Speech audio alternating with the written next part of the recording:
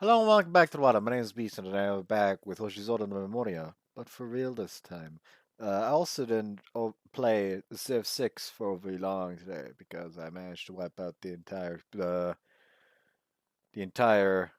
opponents, like the entire array of opponents using the Manhattan Project. So that's nice.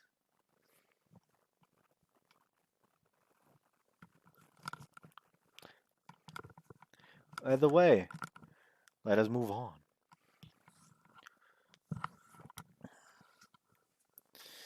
Once our break started, I put even more energy than usual into my part-time job. I figured that I would have a lot of living expenses and tuition fees to pay for in the future.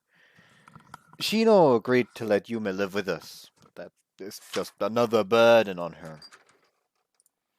But they would both be angry at me if I started failing out of college, so maybe that's what they have in common. Although it seems to me like they would actually be more concerned about Chinami's grades than mine. Well, yeah, you were top of your fucking class, while Chinami is planning on staying at this school for the next 3 fucking years. She barely passes most of her tests. Even her exam from last semester was nearly a failing grade.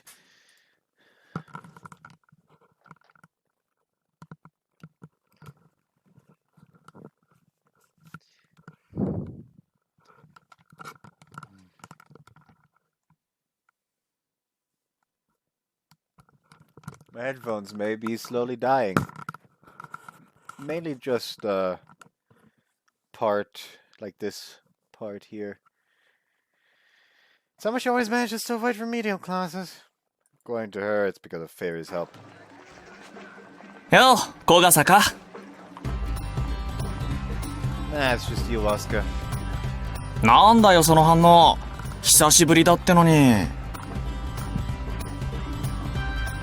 was surprised because of the fact that it's been so long. まあそうか。卒業した後はご無沙汰してたからな。I could see the nostalgia on Oscar's face as he looked around. The excitement for the festival was rising just as fast as the temperature. 今年も祭りは盛況みたいだな。初日ってのもあるだろうけど、人が多くて見つけるの苦労したぜ。皆星と先に電話で話したんだけど、お前が一番乗りしてるって聞いたからな。今年もみんなと祭りを楽しむんだろ。Yeah, this is where we're all supposed to meet up. But quite honest, hold on, I forgot. I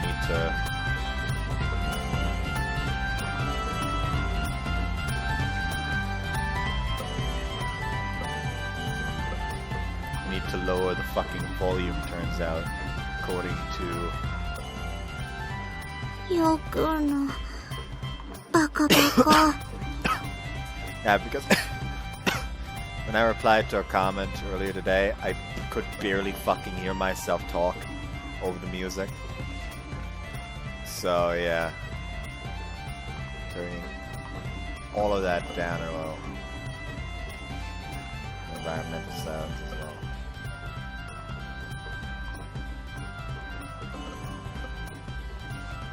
There we go, this should be fine. Also HD version.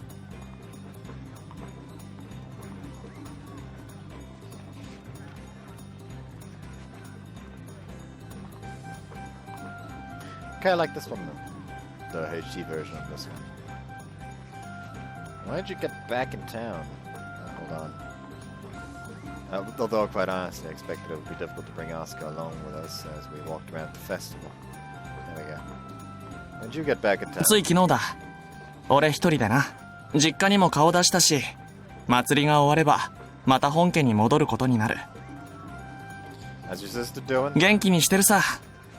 まだ俺とはぎこちないところもあるけど、この祭りにも誘おうか迷ったんだけどな。結局言い出せなかった。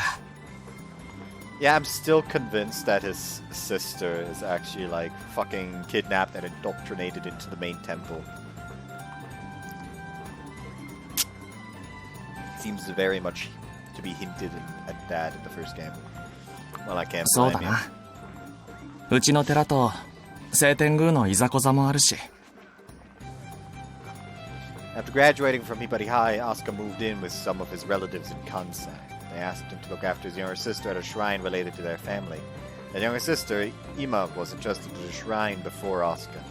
Asuka went there to chase 引っ after 越 his しの sister. 日程の関係で卒業式には出られなかったからな。だからなおさら今日が楽しみだった。 Isn't this festival a bit complicated for you 本 too? 家は晴天宮と敵対してるし、俺個人も妹のことに関しては許せねえって思うけどよ。でも妹を助けてくれた久垣たちは別だ。それに俺はなんだかんだでひばりが崎が好きだからよ。 That's it. 今更だろう。ここには仲間がいるんだから。お前だって初恋の相手がいたから都会から戻ってきたんじゃなかったか。 That's not the whole story, but well, I can't deny it either. ゆめさんも退院したって聞いたし、よかったじゃねえか。 Worked out well for you too, moving in with your sister and all, right? なんつうか改めて言い合うことじゃねえな。 Neither of us really knew what to say for a few moments after that. Heard that the Hisagaki sisters are back in town だ now. と思った。祭りの手伝いがあるだろうしな。 I could just imagine how busy they were with shrine work. それに隕石捜索なんて話もあるらしいじゃねえか。久垣たちも夏休みの間は参加するんだろ。 Did you hear that from us? まあな。だからさ、 He mumbled for a moment. 俺は手伝えなくて悪いな。 He said it in such a pitiful way that was kind of taken aback. Hey, don't get bent out of shape about it. He's looking for people who have extra time to voluntarily participate. でも小笠坂にとっては大切なことなんだろ。事情は知らなくてもそれくらいはわかる。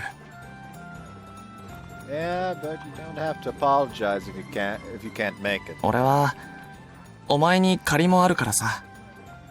妹の件で。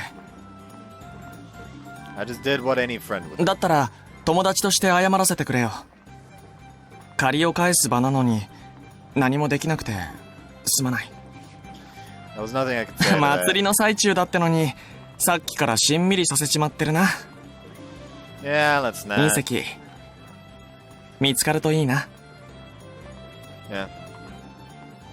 いたいた、ようち Also waved her hand as she ran over to us. ちょうどいいタイミングで祭りに似合う明るいやつが来てくれたな。ゃん。あれ、アスカくんもいたんだ。ついで扱いかよ。そっちも変わってねえな。冗談だってば。集まってるのはまだ3人？ That sounds about ゆ right. めさんたちは？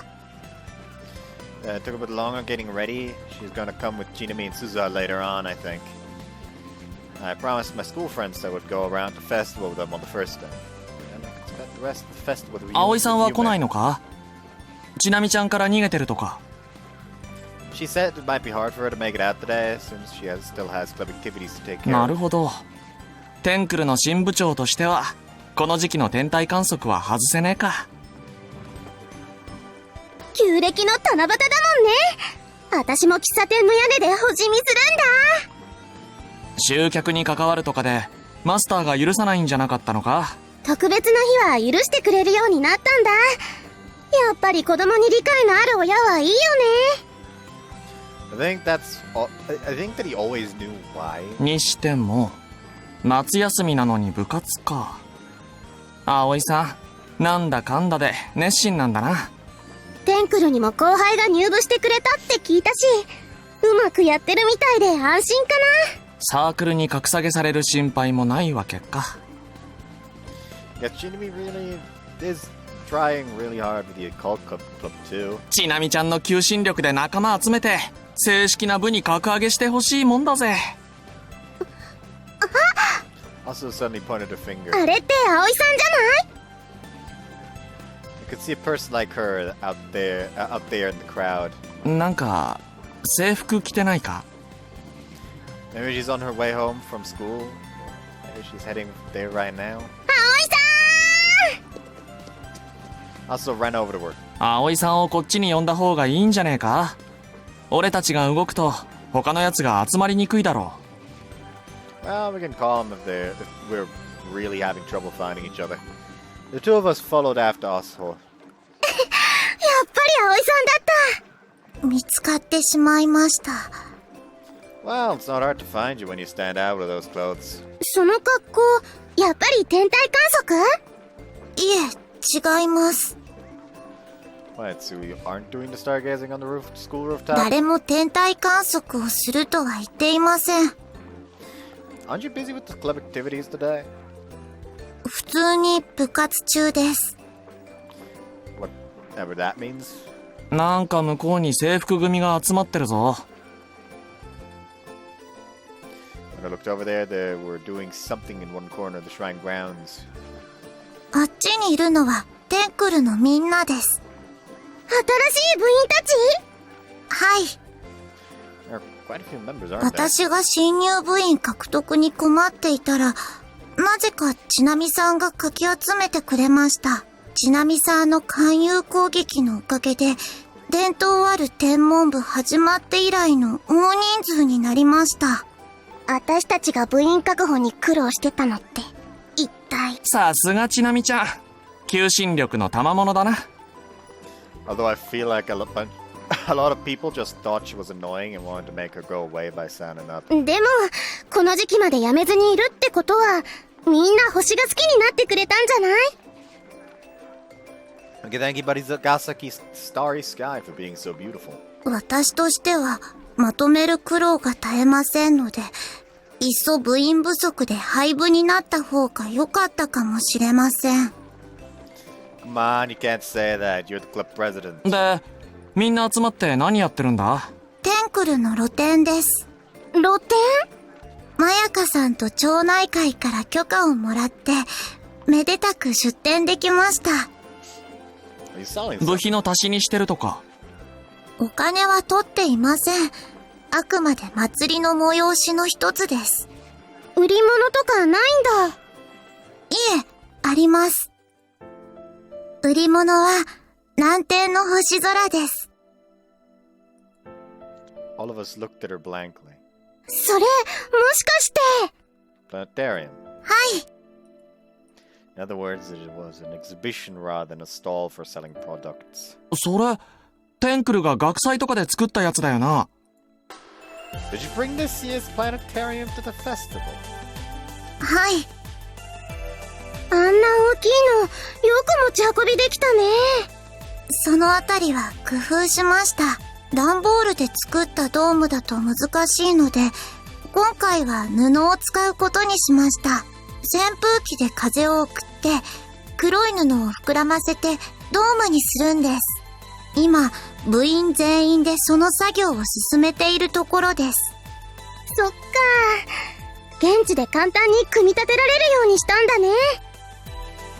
You guys have really leveled up when compared to our old Astro Club.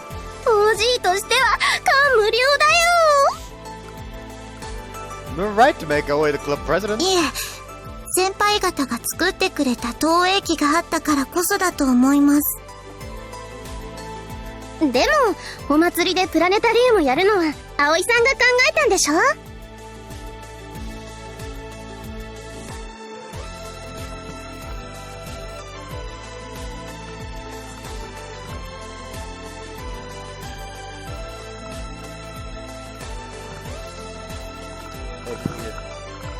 ？Fucking, I don't even know what to call it.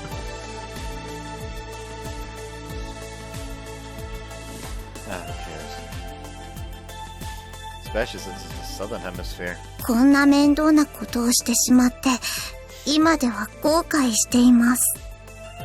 You're just embarrassed. 拡大解釈はやめてください。葵さんも変わらねえな。なんかほっとしたぜ。ひばりが先に戻ってきたって感じがしてさ。Same starry sky hanging over Hibarigasaki also made us feel at home. 先輩。ね？はい。先輩は隕石を探すんですよね。That's right. 近々始まるんだよね。私も参加するつもりだよ。部活動の一環として、テンクルも参加する予定です。Thank you. そのついでと言ってはなんですが、プラネタリウムでも見て、創作の式を挙げてください。通に、ようちゃんに見てほしいって言えばいいのに。だから、拡大解釈はやめてください。Well, I wanted to take a look either way. 中はめちゃくちゃ熱いと思うので、見たらきっと後悔します。そう思って、氷、かき集めてきたわよ。中に置いておいたらいいんじゃない？露店の方々からたくさんいただいたので、溶けてもすぐに補充できますよ。Carried the bucket of ice inside thanks to the shrine maiden sisters who had just shown up. いいんですか？はい、遠慮しないで受け取ってくださいね。お祭りはブルーコーですから。ありがとうございます。Stall owners just wanted to help out. 皆さん、星好きなのかもしれません。隕石捜索にも期待できるかもね。隕石、頑張って見つけようね。ようちゃんとゆめさんの思い出の隕石。それに、私の思い出でもあるから、お父さんと喧嘩になったきっかけ。でも、ちゃんと仲直りできた思い出だから。その隕石、私たちの思い出でもあるのよね。私たちにとっては、辛い記憶の方がずっと大きいけど。ですけど、それは隕石の罪ではありませんから。ひばりが崎に眠ったままなのもかわいそうだし、私たちで見つけてあげるのもいいかもね。It was still hard to tell whether the others understood the link between Mare and the meteorite. I feel like the music is still a bit too loud. It's good music and all that, but calm.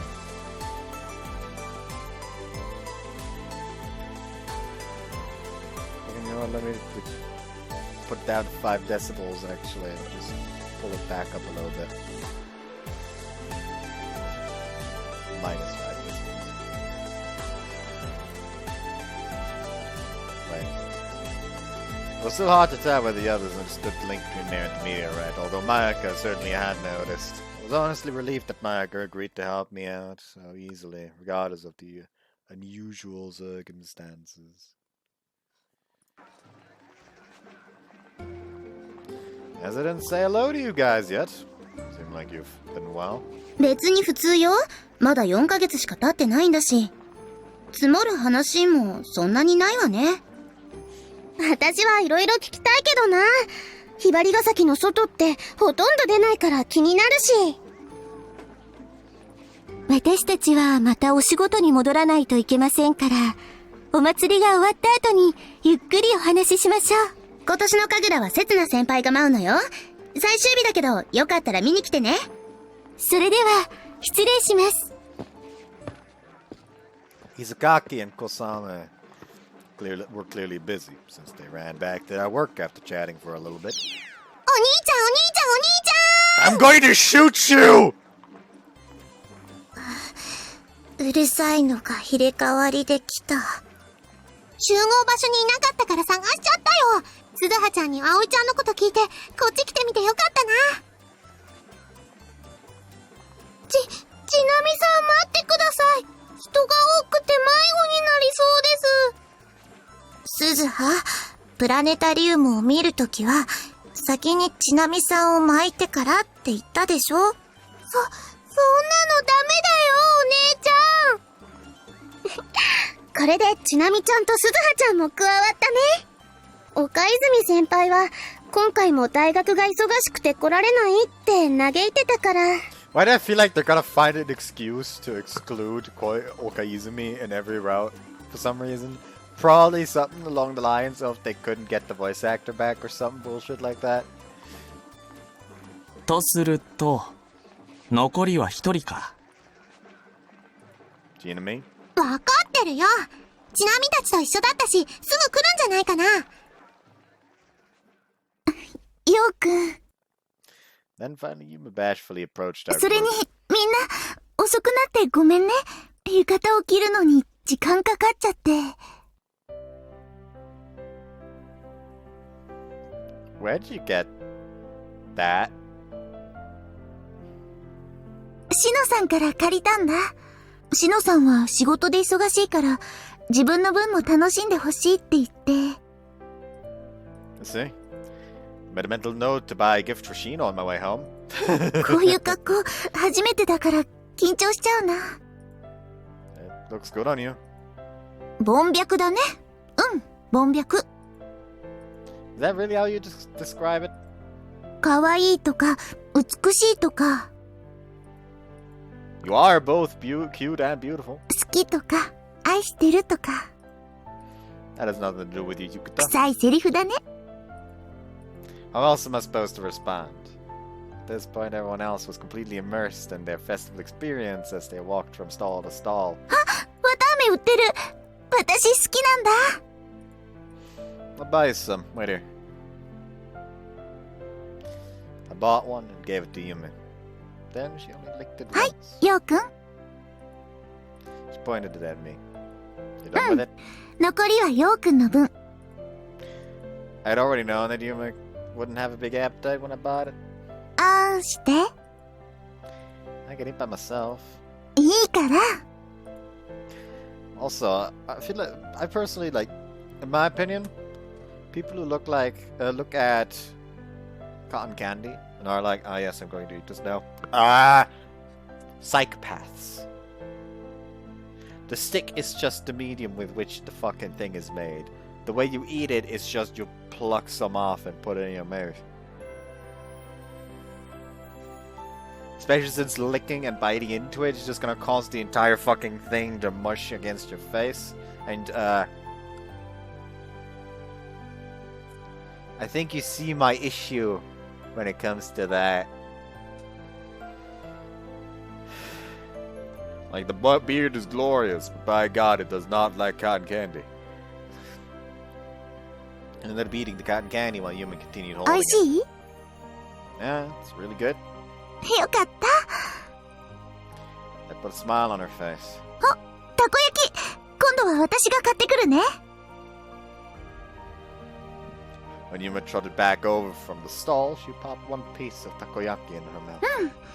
お祭りの味って感じ。じゃあようくんも。あーん。 Fine, so you go ahead and eat more. 残りはようくんにあげるよ。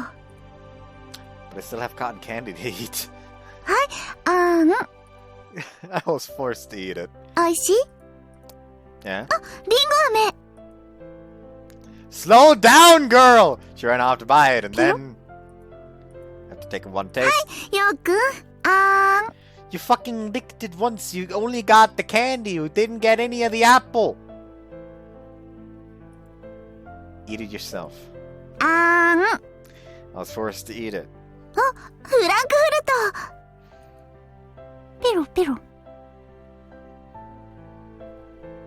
That's not what it said. ペロペロ。ペロペロ。 Again, ペロペロ。 why is she licking the fucking wiener? ようくん、あーん。 Don't just lick it. Eat it. あーん。 I was forced to eat it. 関節キス。 It was an indirect kiss every まさか time. これを狙って。 No, that would be you. 金魚すくい。 Go ahead, give it a try. 一緒にやろう。 First, I need to figure out what to do with the half-eaten cotton candy, takoyaki, candy apple, and corn dog. お兄ちゃんがたくさん買い食いしてる。ちなみにはいつも無駄遣いするなって口うるさく言ってるのに。 Here, give them all to you. はーい。 I went goldfish scooping with a lightened load. あ、風船釣り。 Should we give it a try? At that pace, we could have visited every stall in one day. But then there would be nothing to do for the rest of the festival. Every second we have together is an irreplaceable memory. With our future wide open, we can go to as many festivals as we want. 射的。 Oh, I'm good at that one. ようくんに当たったら、ようくんをもらっちゃうよ。 Then I'll shoot you and take you home. 私の何をもらうんだろう。 I didn't mean it in a dirty way. エッチだね。うん。エッチ。You're really stretching it now. でも、ヨウくんにはあげられるもの全部あげちゃったからね。それとも、まだあげられるものあるのかな？私がヨウくんにあげられるもの、他にも残ってるのかな？ I mean, you can still give something, namely a child. But it's kind of like a give and take, you know. You gotta give something first before you can give back. 隕石を見つければ、それも見つけられるのかな？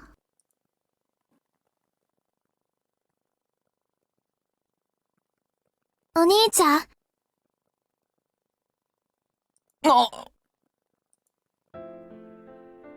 今、どうして？久垣さんから連絡をもらって、それで今日追いかけてきました。本家の寺院には内緒で。今、お前はまだ安全って言い切れねえんだ。一人で行動するのは危険だぞ。野暮なことはいい子なしでしょ？こっちに滞在している間は私たちが守ってあげるから。これ以上そっちに迷惑かけられねえだろ。今さんには巫女装束を着ていただいて、お祭りのお仕事を手伝ってもらっていたんです。だから私たちも感謝してるのよ。お兄ちゃん？そんな心配しなくても、節の先輩にかかればどんな相手だろうと撃退してくれるから。それに帰り道はアスカくんがいるじゃない。俺は一般人だぞ。一般人の小笠坂くんだって頑張ってるんだから、アスカくんも見習いなさい。I'm just a normal guy. Well, so is he. And he has blood on his hands. I think that no longer qualifies as normal guy. Does it count as blood on his hands, considering that, you know, he just fucking took down Mare, even if it was at her best. たく、今、親にも会っていくんだろ？はい、そのつもりです。今さん、今日はもう仕事はいいから。私たちは社務所に戻りましょうか。なんか私たち、登場してはすぐ退場ね。きっと、活躍の場は残っているはずですので、それまでは我慢ですよ。そういう発言は控えてほしいわ。お兄ちゃん。祭り、一緒に見て回るか？はい。そのために、私は追いかけてきたんですから、家族の時間を取り戻すために。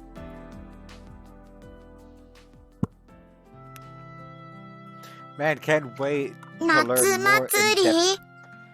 Can't wait to learn more in depth about the war crimes committed by the Seitengu Temple main branch.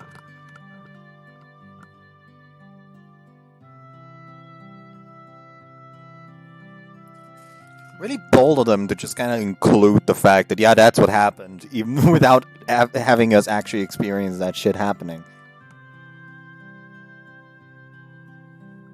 Like, usually you would... Hold on. Whoops. Usually what you would expect is that it asks... Before unlocking this route, it asks you to do a route in which we experience them meeting her for the first time while still, I'll just say straight up brainwashed by... Let's say conditioned by the Seitengu main temple. And helping free her of that. And only then we get these scenes where she is back to normal and safe and sound. But nah. Yeah. Been to a few festivals before. プラネタリウムは見たことない。 Didn't you see one at the reopened Space Science Center? 手作りのは見たことない。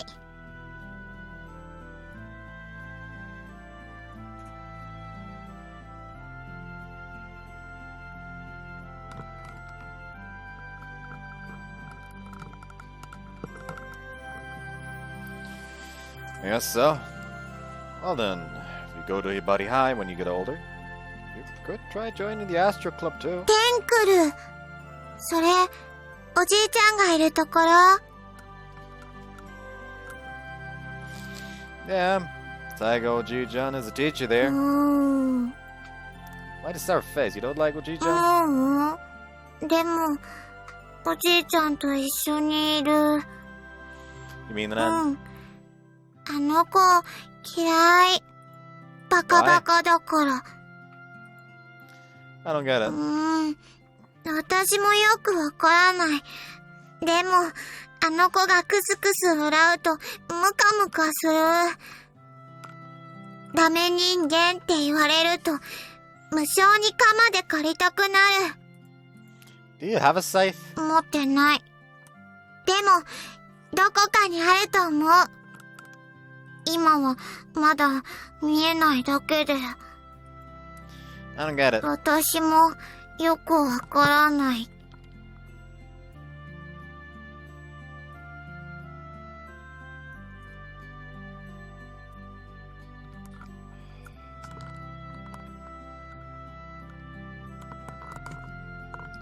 Probably have to glue it down or something. I'm sure you'll figure it out someday. それで、隕石は Right, let me tell you the rest. The search team was formed, and they began to search in earnest. They didn't find the meteorite. Even when summer ended, we still couldn't find it.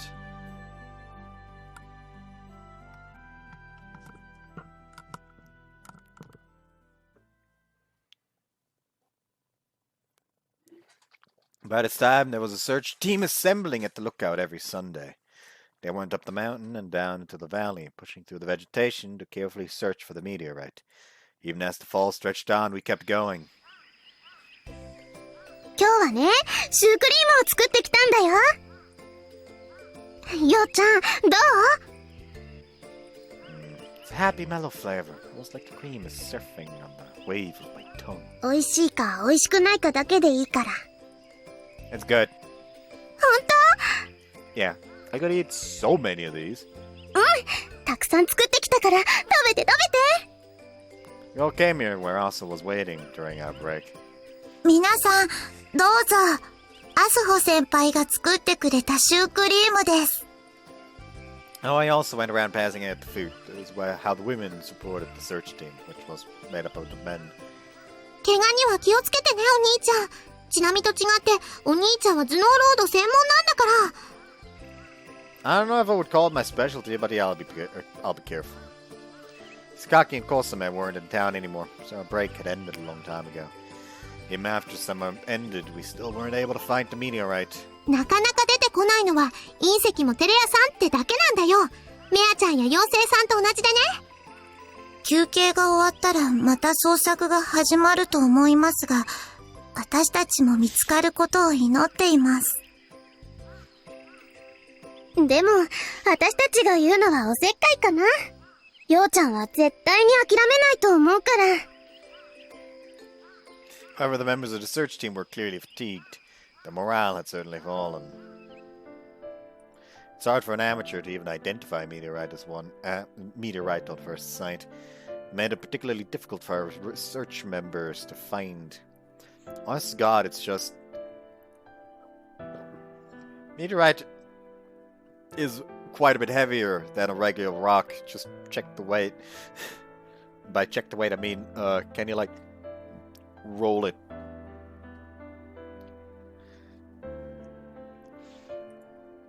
In addition to that, there were a number of other negative factors. The first was the size of the meteorite. Large meteorites made a roaring sound similar to thunder when they fall to Earth.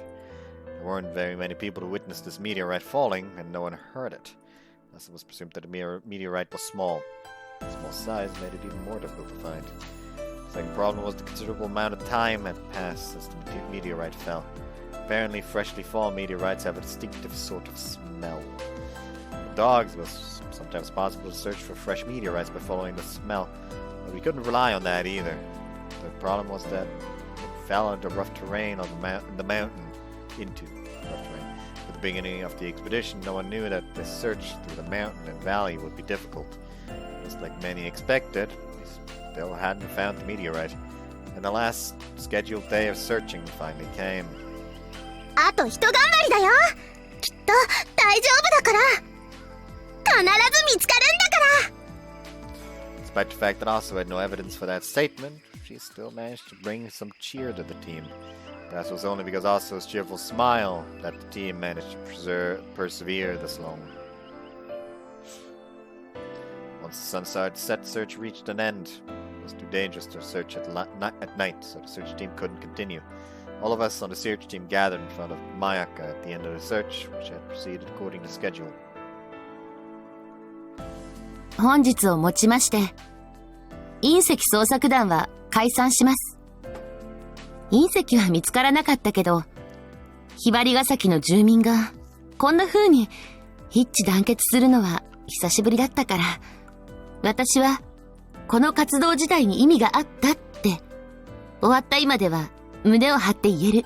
今日までご苦労様でした。そして、ありがとう住民の皆様と、ひばりが咲き。そして、私たちに光を恵む星空に、感謝を捧げます。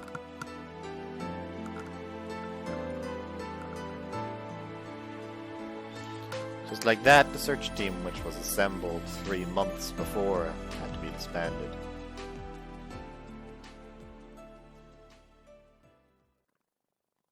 Eternal Heart.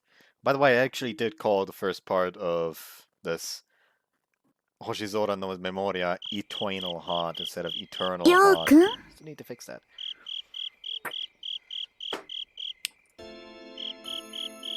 Yume? やっぱりここだった。Yume, you didn't need to come all the way out here. うん。Yume quietly stood beside ご me. めんね。今日は捜索の最終日なのに休んじゃって。Don't worry about that, you weren't feeling well. Shino and I had struggled to convince Yume that she needed to stay home and rest. Shouldn't you be at home resting right now? もう平気。星空のおかげかな。星の光が私に元気を分けてくれたのかも。昔とは逆で。Yume looked up at the night sky, and the stars of autumn were reflected in her eyes. 秋の星空はひっそりしてるね。この展望台が一番静かに感じる季節かもしれない。夏の星空は賑やかで、捜索団の声もあったのに。だから、ここが立ち入り禁止に戻ったら、寂しくなったりしないかな、メアは。Hey, Yume.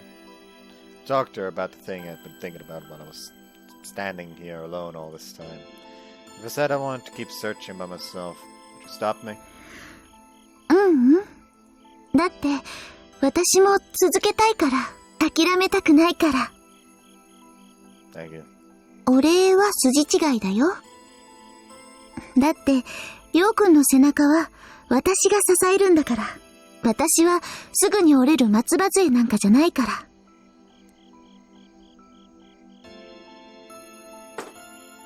だから、後方支援は任せてね。りょうくんは、前を見つめていてね。Yume and I kissed under the faint starlight.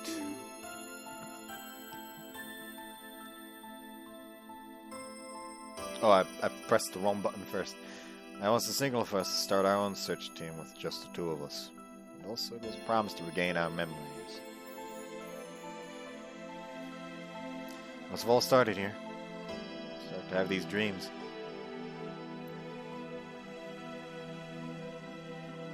Man. Like, it must have all started here. Started to have these dreams. I didn't know I was playing Kingdom Hearts here! I've been having these weird dreams lately. And all that, you know? The fucking traditional start of the game philosophical poetry jam session with Sora at the start of every mainline Kingdom Hearts game.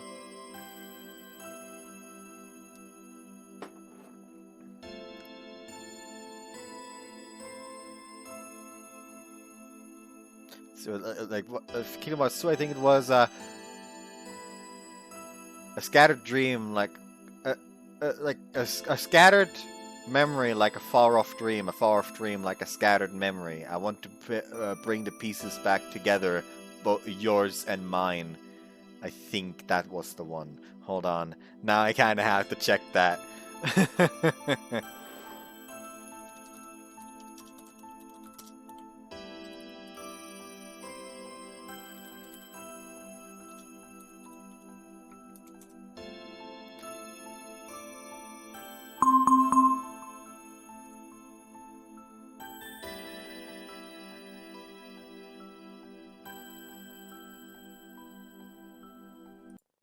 Hold on.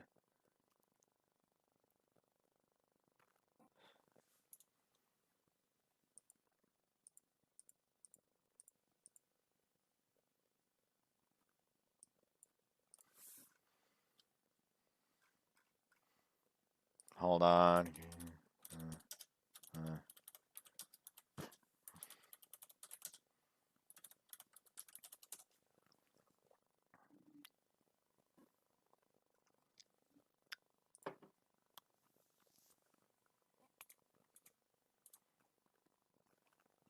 A scattered dream that's like a far-off memory. A far-off memory that's like a scattered dream. And I want to line the pieces up, yours and mine. There we go. That's the one. I got close. You can say a lot about me, but I got weirdly close considering my generally terrible memory. Man, I sure wish that memory would help me with stuff other than remembering weird quotes sometimes. こんにちは、ようくん。 It's only nighttime now.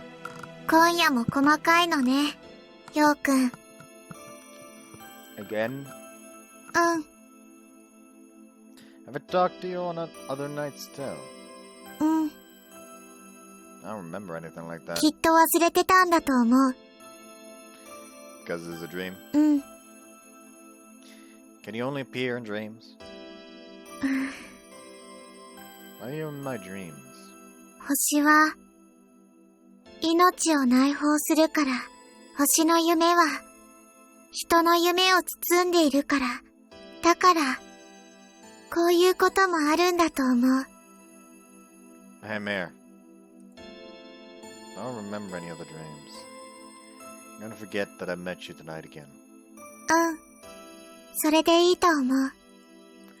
It's not fine by me. I want to remember you. じゃあ、 What? キス、する。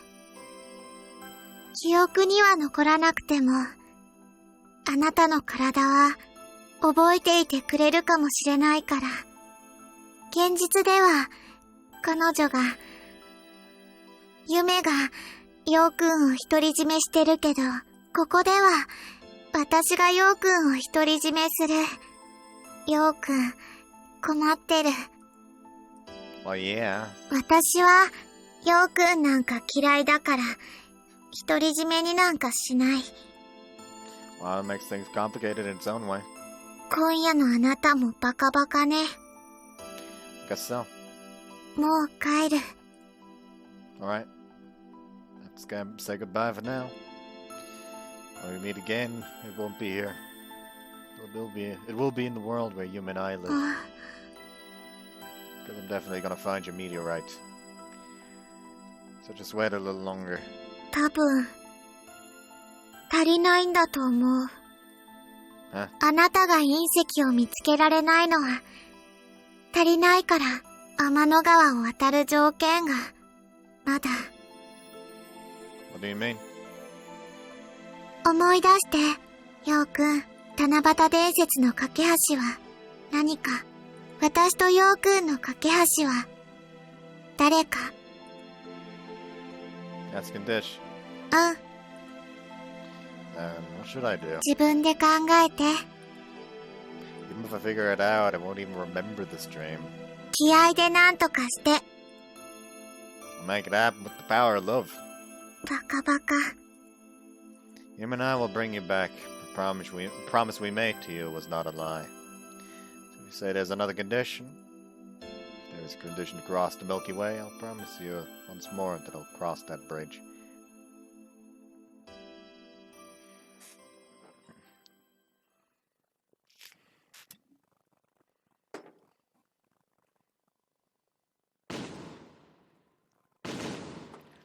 It was November, and the Hibari High School Festival was going on.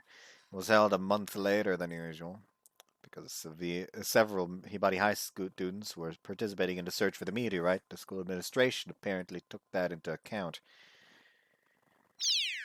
お兄ちゃん、いらっしゃい。 Wait, why are you in the Astro Club's club room? ちなみのおかげは物質がないから入り浸ってるんだよ。それはひばり祭でも変わらないからね。早く誰かにお持ち帰りしてもらいたい。Either way, you still have to put up with her. You always eat dinner with us anyway. いえ、そろそろ遠慮させていただきます。先輩方の新婚生活に水を差すのも悪い気がしますから。You knew about the marriage. 冗談で言ったんですが、本当なんですか？ No, I was just playing into your joke. ゆめさんと結婚してたんですね。なぜ隠すんでしょう。I just never had a chance to tell you. アスホ先輩たちにも隠してますよね。I thought we were talking about the school festival, not this. 三島先生と同じで、こういうところは上がり症ということでしょうか。ねえねえ、結婚って何のこと？こっちは鈍感にも程がある。二人とも、こんにちは。あ、ゆめさんもいらっしゃい。ぺっこり。あ、ここがテンクルの部室なんだ。ひばり校の校舎もそうだけど、初めて入っちゃったよ。すごく賑やかだね。廊下はどこも飾り付けがしてあって華やかだったし。うん。やっぱり小学校とは違うんだね。今日はひばり祭だから華やかというだけで、普段は小学校とあまり変わりはないかと。いつもこうなら、私もひばり校通ってみたかったな。I think it would have been a pain if it was always like this. Although I would have loved to attend Hibari High together with Yume. We could have gone to high school together every day. It would have been as fun as the school festival. そうだ、しのさんとすずはちゃんも来てるよ。ほら。こんにちはです。あらあら、私の背中に隠れてないで。一緒に見て回りましょう。It basically feels like Shino at this point has adopted Suzuha, Yume, Yo, Chinami, Aoi, just everyone. She is the big mama.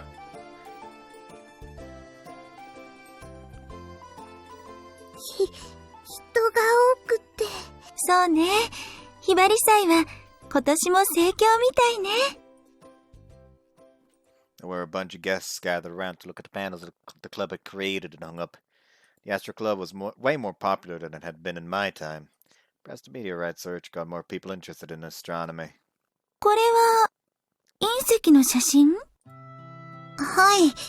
テンクルの出し物は隕石写真展にしたんです。各地の隕石、科学館や博物館を訪問したり、連絡を取ったりして、写真展示の許可をもらいました。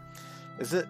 Okay, so my original guess that they were going to find the meteorite on the last day of the search is already out the window. So now I'm going to put on another guess. They're still going to search for the meteorite on their own, but never find it. But shortly before they plan to start construction at the lookout, the reborn interest in the meteorites caused by this display is gonna make it so a bunch of people basically protest against actually fixing up the lookout until the meteorite is found or some bullshit like that. 本物が難しい場合は、レプリカの写真をもらったりもしました。写真じゃなくて、そのまま隕石借りたりしなかったの？ Are you fucking kidding me, Chinami? それはさすがに難しいんじゃないかな。隕石ってすごく貴重な資料だから、宇宙を知る上でも、私たちの地球を知る上でも、重要な手がかりになるものなんだよ。地球も？宇宙だけじゃないんですか？隕石の起源はいろいろあるけど、中には太陽系がふるさとになっているものもあるの。今の地球はね、地殻変動のために誕生当時の姿を留めていないのよ。だけど、隕石は太陽系が誕生した頃のまま、生まれたままの姿で私たちの元に落ちてくる。So by analyzing meteorites, it may be possible to uncover secrets about how the Earth was created. 天文に詳しい人が集まりすぎて、部長の私が解説する必要もなさそうです。Oh, it's just you're like, I fucked up. シノさんもテンクルの先輩だからね。私が言ったのは全部、宗一郎先輩や世良先輩の受け売りだけどね。お父さんも、詳しかったんだ。そうよ。私や姉さんによく語って聞かせてくれたのよ。妖精さん、千尋さん、今頃どうしてるかな。Yume mumbled quietly. すごい！テンクルの出し物大繁盛だね。 Guess you had to come see it too, Asaho. もちろん、差し入れも持ってきたよ。陣中見舞いってことで。はい、葵さん。ありがとうございます。後で部員のみんなといただきます。I left to take care of something else, and the rest of us took our time to look at all the different pictures. 隕石の起源はいろいろ。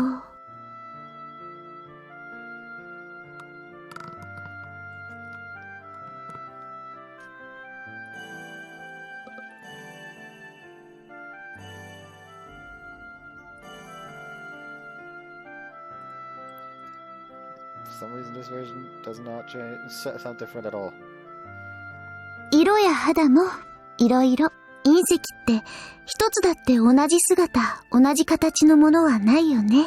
人と同じで。If they were different from humans, the appearance was in their incredible longevity and unchanging nature. Rocks in general have been used as symbols of longevity for a long time. For instance, they are often used to create statues of the gods.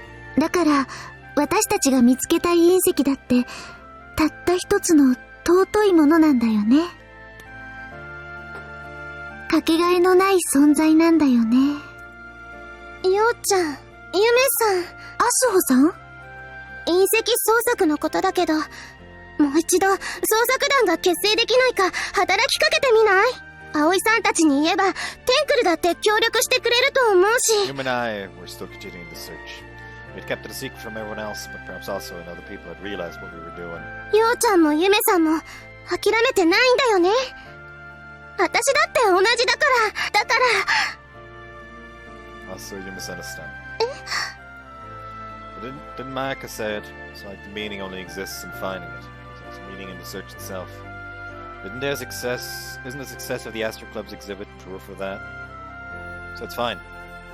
Thank you, though. ようちゃんは、それでいいの？ Yeah. ゆめさんも？うん。私も、それでいいと思う。みんなには十分助けてもらったんだから。甘えたくないわけじゃない。だけど、私とようくんは無理をしてるわけでもない。私たちは、こうやって笑ってられてるからね。Also was taken aback by that answer. そっか。二人はやっぱり諦めてないんだね。必ず見つかるって信じてるから、そんな風に言えるんだと思うし。だったら私も安心かな。二人のこと、笑って応援できるかな。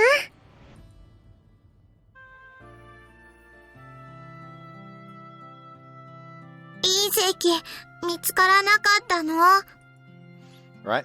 Search deep, couldn't find it. でも、 Exactly. I already know what you're gonna ask. We did find a meteorite in the end. After all, if you never found it, then you might not be here. もう、りょうくん、苦しい。Was I hugging you too hard? うーん。 This could be the last time we get to hug and snuggle like this in the bath or anywhere else. What's wrong? Did the heat go to your お head? 話の続き。You still want to hear more? ようくんと、こうやって聞いてたい。私がいい年とか、そんなのいいから、ずっと、いつまでもお父さんとお母さんの思い出を。You finally called me dad. バカバカ。 The next story is about the time we discovered the meteorite. By that time, it was already winter. It started snowing at the lookout, so it was growing more and more difficult for me and Yume to continue searching alone. Then there was one person who saved me and Yume. Maybe I shouldn't say person. That was the moment that made me realize how many kind spirits there are out there protecting us. Protecting you too. Don't think for a second that we're the only ones watching over you.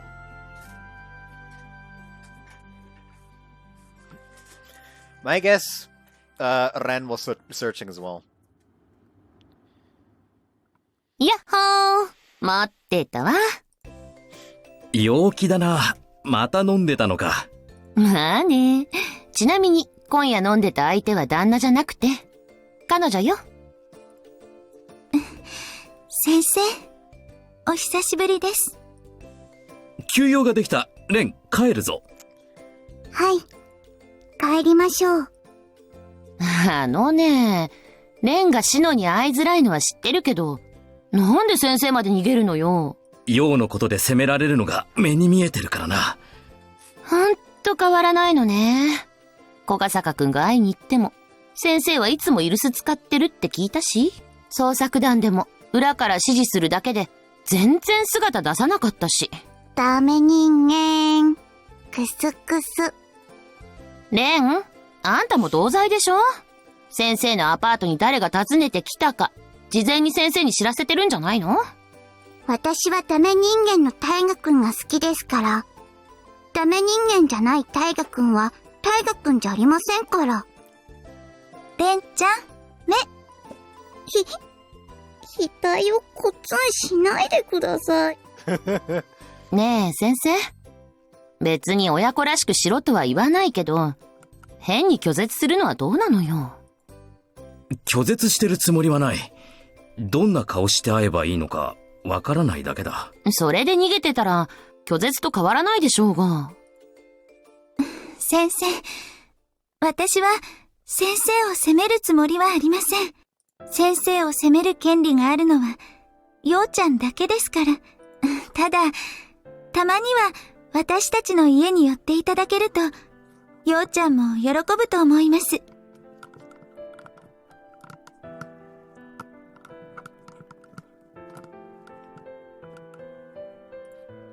いつまでもかすみと千尋に義理立てしてたって、しょうがないでしょうに。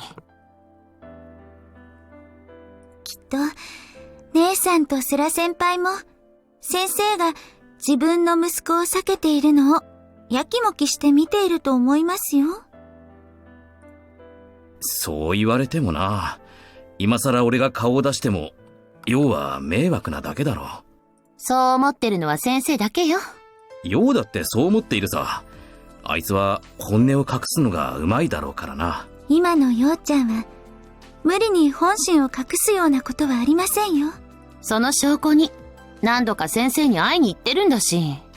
それは単に対面を気にしてのことだろ。どうしてそう曲がった解釈するのよ。先生が頑固なのは知っていましたけど。ダメ人間。クスクス。レンちゃん、目。額をコツンしないでください。シノさんはダメ人間じゃないから苦手です。それ、普通にレンと会ってる私はダメ人間っって言いたいのかしら？結局、今夜俺たちを呼び出したのはその件か？それもあるし、もう一つあるんだけど。なら、そのもう一つを話してくれ。ようちゃんとゆめちゃんのことです。二人は、まだ隕石の捜索を続けているんですけど。冬に入って雪がちらついてきたし、シノが心配だからって私たちに相談してきたのよ。そうか。冬山は危険だからな。だから、あんたが小笠坂くんに直接言いなさい。雪が溶けるまで捜索は中止しろって。俺が言っても、あいつが聞くとは思えないな。先生と似て、頑固ですからね。春になれば展望台の工事が始まるから、小笠坂くんが焦る気持ちもわかるんだけど。先生、本当に隕石は見つかるんでしょうか？わからないとしか答えようがない。ただ、ひばり山に落ちたことだけは確実だ。逆を言えば、測定してもそれしかわからなかったんだ。むしろ、どこに落ちたのか測定できなかった方が、小笠坂くんを止めやすかったかもね。それはしょうがない。俺が測定したんだからな。数少ない目撃証言から割り出せた俺は天才だ。ダメ人間。クスクス。ね。はい、痛いです。体よりも心に響きます。何にしろ、これで小笠坂くんが遭難でもしたら、私たちは、霞にたたられそうだわ。おそらく、その心配はないと思います。レンちゃん、姉さんに会ったの？はい。何度か、彼女は今でも、ヨウさんを見守っていますから。それに、私もいます。大河君に言われて、ヨウさんが捜索で無茶をしないよう、こっそりと見張っていました。なんだ。先生、なんだかんだで小笠坂くんが心配なんじゃない？そんなんじゃない。展望台で事故でも起こされたら、今度は取り壊しにまで発展しそうだからな。もっと素直になればいいのに。ですから、ヨウさんの怪我に関しては、心配ないと思います。ユメさんの体調も、千尋くんが気にかけているようですし、ヨウさんとユメさん、二人を支える存在は、二人が思っている以上に多いです。たとえ、二人がそのことに気づかなくても。レンちゃん、ありがとう。頭、撫でないでください。結局、私たちは二人が隕石を見つけることを祈るしか手がないのかしらね。親ってのは、そういうもんだろ。子供たちの感謝もなく、それでも子供たちを陰から支えることを生きがいにする。ほんと、先生が言うと腹立つわね。ダメ人間。クスクス。レンちゃん、コツンオチに使わないでください。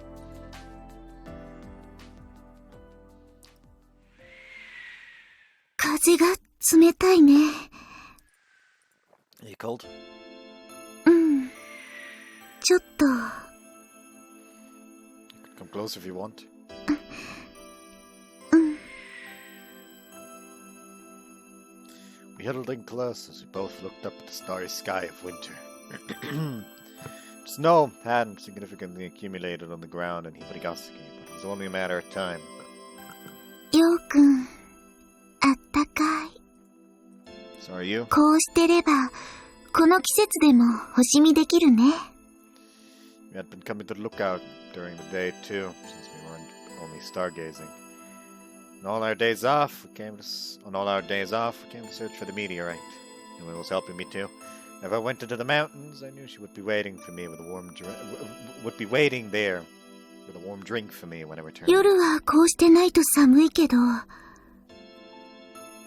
昼ならこうしてなくたって平気だよね。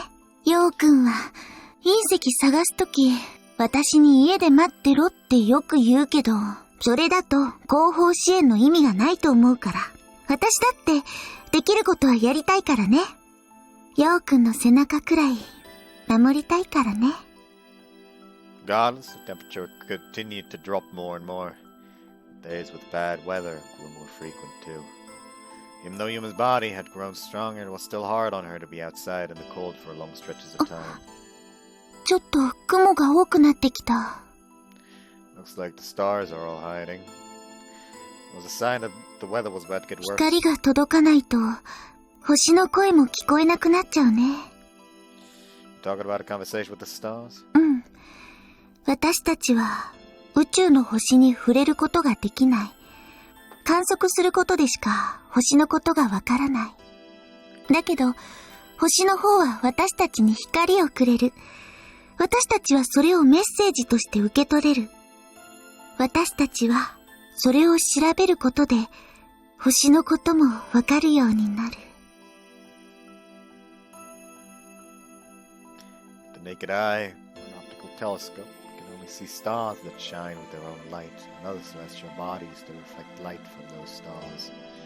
However, by using a radio telescope that is capable of receiving a wider range of electromagnetic radiation, even things invisible to the naked eye can be detected. Apparently, modern science can detect the electromagnetic waves with a wavelength 500 times stronger than visible light. I wonder how many more stars you can find in the night sky using a telescope like that.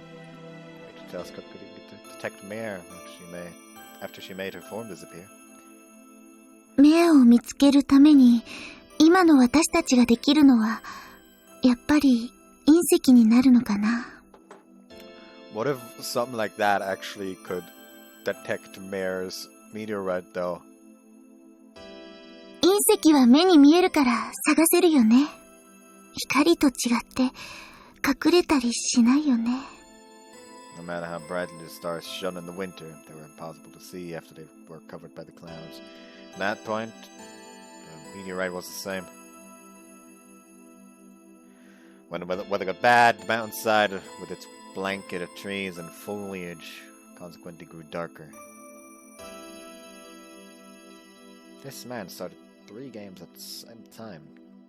The same game twice, even. That made our search nigh on hopeless once the meteorite, which was already hard to find, was also disguised with the darkness.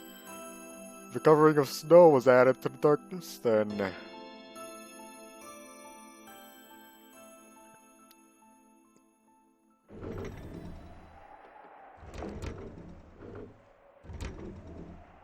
For a week after that day, Barigasaki was caught in a snowstorm.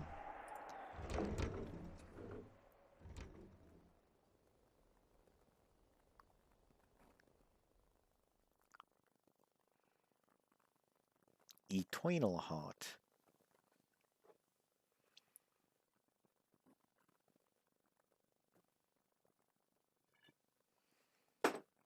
I was headed to the lookout.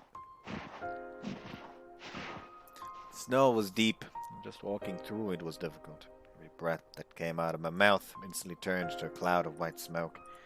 Despite it all, I had no intention of giving up my search, because once the weekend started, the sky cleared up for me. I wonder what Yume is doing right now. I left Yume at the house. In fact, I didn't even tell her that I was going to the lookout when I left the house. I would have just worried her unnecessarily if I told her that I was going out to the snowy mountain to continue searching. Worse, she might even insist on coming with me if I told her where I was going. Naturally, I couldn't have her standing around in the snow waiting for me. The world's all white here too, huh?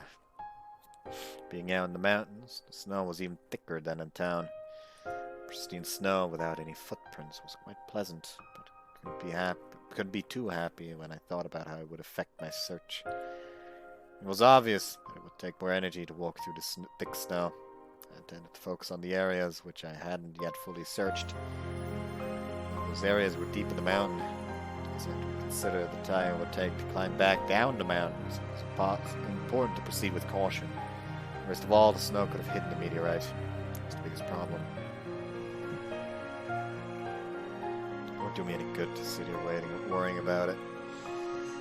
Nothing would happen if I didn't act. I took a moment to check my bag and coat. I steeled myself and walked into the mountains.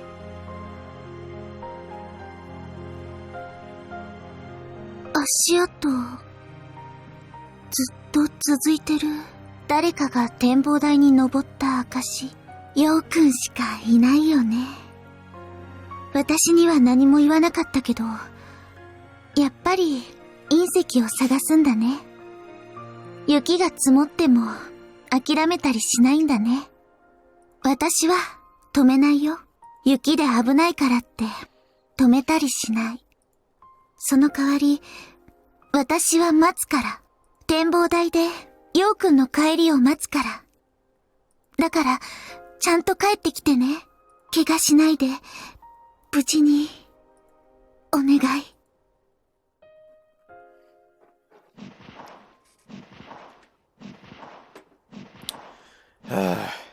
Went to the mountains, but then I doubled back to the path after a while. Sat down on the ground and pulled out my water bottle to quench my thirst. This is harder than I thought. As I plowed through the snow on the way to my first landmark, leaving a trail of footprints in my wake, I expended quite a bit of my stamina. My only saving grace was that the snow hadn't frozen solid yet. Wouldn't be a laughing matter if I'd slipped and fallen down into the valley. I've only just reached the starting line too. From here on out, I had to dig through the snow with my shovel. I wouldn't even count it as a search if I wasn't checking the ground for the meteorite. Couldn't take a long break either. It was short in this season, and sitting by idly would just result in the darkness impeding me more than the snow. Alright, I closed the water bottle and stood up. When I was ready to set off walking, I noticed some footprints nearby. These are not my footprints. The footprints were smaller. They led up to the lookout on top of the mountain. Who's that? There's only one person who really came to mind. Pulled out my phone and tried to call her, but the signal was so poor I couldn't get through. And I couldn't get through. Just wait for me patiently at the house, would you? She couldn't be waiting for me at the lookout, right? Yume. It wasn't just one set of footprints, it like multiple people. Even if it was Yume, she wouldn't get lost if she had someone with her. Oh, she's not gonna get lost. I could just imagine her angry face when she yelled at me for treating her like a sick person. I should trust her more, otherwise it would just hurt her feelings. I was already painfully aware of that fact. Shaking off my knees, I pushed forward into the mountains.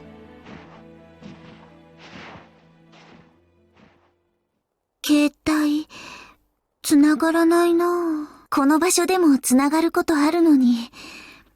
ようくん、今頃どうしてるかな？まさか、谷に落ちてるとか、熊が出てきて死んだふりしてるとか、待ってる時って、悪い予感ばかり頭に浮かぶよね。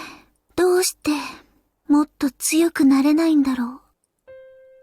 強い人なんて、いないんじゃないかな。アスホさん？お父さんが言ってたんだ。強い人なんていない。この世は弱い人ばかりだって。だからこそ天文学は発展したって。だって強い人なら宇宙なんて研究しないから。生活の役に立たないものにお金なんて投じないから。未知なものが怖くて安心を得たいから。弱くてもそうやって強くあろうとするから、人は進歩を遂げるんだってね。そういうものかな。私も実感できないけど。アスホさん、どうしてここに？電話して、シノさんから聞いたんだ。ヨウちゃんとユメさんは外出してるって。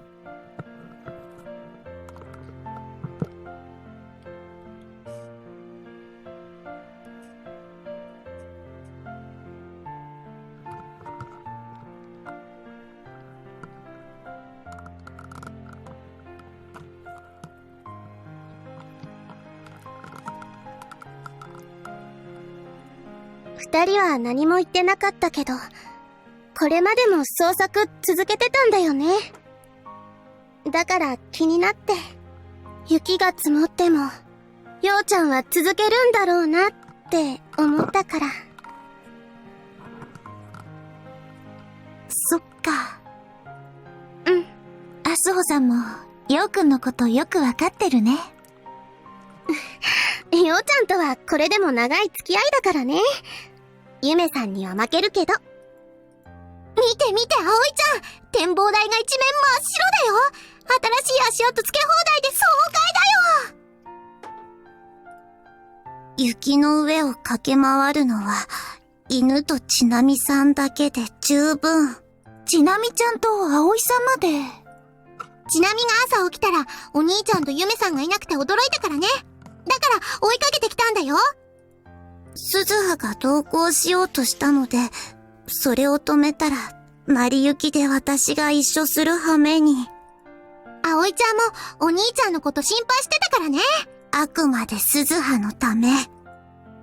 みんな、心配性なんだから、それに、おせっかいなんだから。ゆめさん、みんなでようちゃんを待とう。その方が不安も和らぐし、寒さだって和らぐと思うから。お兄ちゃんが戻るまで雪合戦してたいな。雪だるまでもいいけどね。確かに、暑苦しくなる。うん。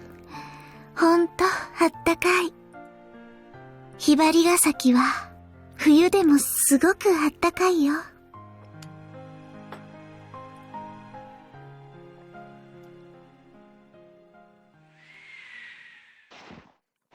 How much time had passed? Judging from the sun's position in the sky, it wasn't evening yet. I felt like the wind might have grown colder still. Couldn't be sure though, since my entire body was already frozen. I came back to the spot every time I needed to take a break. It was closer than walking all the way back to the lookout. I had been making a bit of progress by shoveling aside snow as I went. Even with my gloves on, the cold had numbed my fingers right away. My feet were also cold to the point that I could barely withstand it. A heavy sigh disappeared into the white of the clouds and snow all around me. Why am I going so far to search for this anyway? Maybe I want to just lay down and give up. It would have been the end of me, but I could really feel my determination failing me. Just from an efficiency standpoint, this was the worst possible season of work. I want to wait patiently for spring to come around, but still, but too late. It was something that I already knew all too well. So I continued to struggle in vain regardless. I was shocked. A mirage. Perhaps I'd started hallucinating from the cold. そうですね。人から見れば、私は幻のような存在ですから。It's just a joke, you're Ren, aren't you? はい。お久しぶりです。That's right, it really has been a while since I've seen you. How long has it been? In the first place, I'd hardly talked to her at all. I could count our meetings on my fingers. What's going on today then? Strange for you to appear in the mountains like ただのご機嫌伺いです。If you're looking for Jean and me, then I think she's back at い home. え、ようさんのご機嫌伺いです。Well, if it's me you're asking about, I'm not doing too hot. 隕石を見つけられないからですか。Pretty much. Then looked at me with a serious こんな雪で eyes. 見つかると思うんですか。Well, I wouldn't be doing this if I thought that I wouldn't find it. そこまで大切なんですか、メアさんのこと。君には、もう、大切な相手がいるのに、ユメさんがいるのに、なのにまだ、求めるものがあるんですか。Guess I'm a greedy guy. I just continued naively plowing away. I didn't even think about hesitating because I had someone, Yume, who forgive me for that naivete. 捜索団でも無理だったのに、君一人で、しかも、雪の中を探すなんて、 Not something the same person would do? 少なくとも、至難だと思います。隕石。メアさんを見つけ出すのは、Perhaps find a meteorite in the snow was just like finding Mare during the day. Despite Mare appearing before my very eyes during the night, at this point, I had once seen her during a time when the stars were invisible. Perhaps Mare and the meteorite were just as impossibly difficult to find, so you could appear during the day, unlike こ Mare. れくらいは可能です。疲れますけど。Why is it so hard for humans' eyes to find you? Mare does the same thing. always wonder if she's actually really close by and she's just hiding. それはありません。 How can you be so 私 sure? にもメアさんを見つけられないからです。 Is that how it is? そういうものなんです。 There's one theory in physics that says that all happenings in the world are akin to a mere phantasmal image manifesting in a thin film of reality. One of the thin film of reality.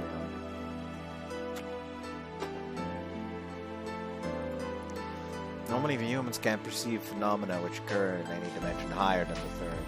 Apparently, enormous particle accelerators were constructed to perform experiments which might help us discover these additional 科 dimensions. 学的な説明はタイガ君に聞いた方がいいと思いますけど。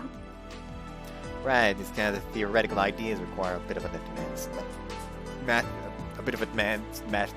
mathematics to properly タイ understand. ガ君は数学教師ですからね。 We have never laid eyes upon any sort of high dimension. However, it is simple to represent 10 dimensions with mathematics. It was not physics, but rather mathematics, which proved that our universe could not be adequately explained by a model with only 3 dimensions. Mathematicians are basically just people who try to solve the mysteries of the world with calculations rather than observations. Maybe my dad was interested in the planetarium because he thought that calculations alone weren't enough. I guess that even led him to build that protector. Perhaps he wanted to use his own 2 hands to build a machine capable of representing the universe in 10 dimensions or タイガ more. 君も星に見せられた一人ですからね。 I'm the same way. Instead of just calculations, I have to find Mare using my sight and all my other senses too. 百聞は一見にしかずですか。 Galileo used a telescope to see worlds which could not be seen. His observations helped form our current theories about the universe. By the way, has my father been doing well? 気になるなら本人に直接尋ねるべきかと。 Haven't you seen him run away from me whenever I try to talk to him? He didn't join the search team either. クスクス。タイガ君はダメ人間ですから。未だに息子の前でどんな顔をすればいいのかわからないみたいです。 I understand that, but it's the same way for me. それに、君はタイガ君よりもメアさんに会いたいんじゃないんですか？ Don't put him on a scale like that. 君も気づいているかもしれませんが、メアさんと出会うためには架け橋が必要です。天の川を渡る橋。次元の壁とも言い換えられるかもしれません。どちらにしろ、今のままではメアさんを見つけることはできないと思います。約束を交わしてください。メアさんが、この星と約束を交わしたように、この星、ひばりが石が好きな君なら、きっと、Len's form suddenly grew fainter. 一度は私が、この手で送り返してしまった、あの子。君が呼ぶなら、あの子も答えてくれるんじゃないでしょうか。Leaving me with that riddle, Aren's form entirely disappeared. Did you just want to meddle in our business? Perhaps it was Aren's own way of supporting me. We truly were blessed. Hey, Yume. Hey, Mare.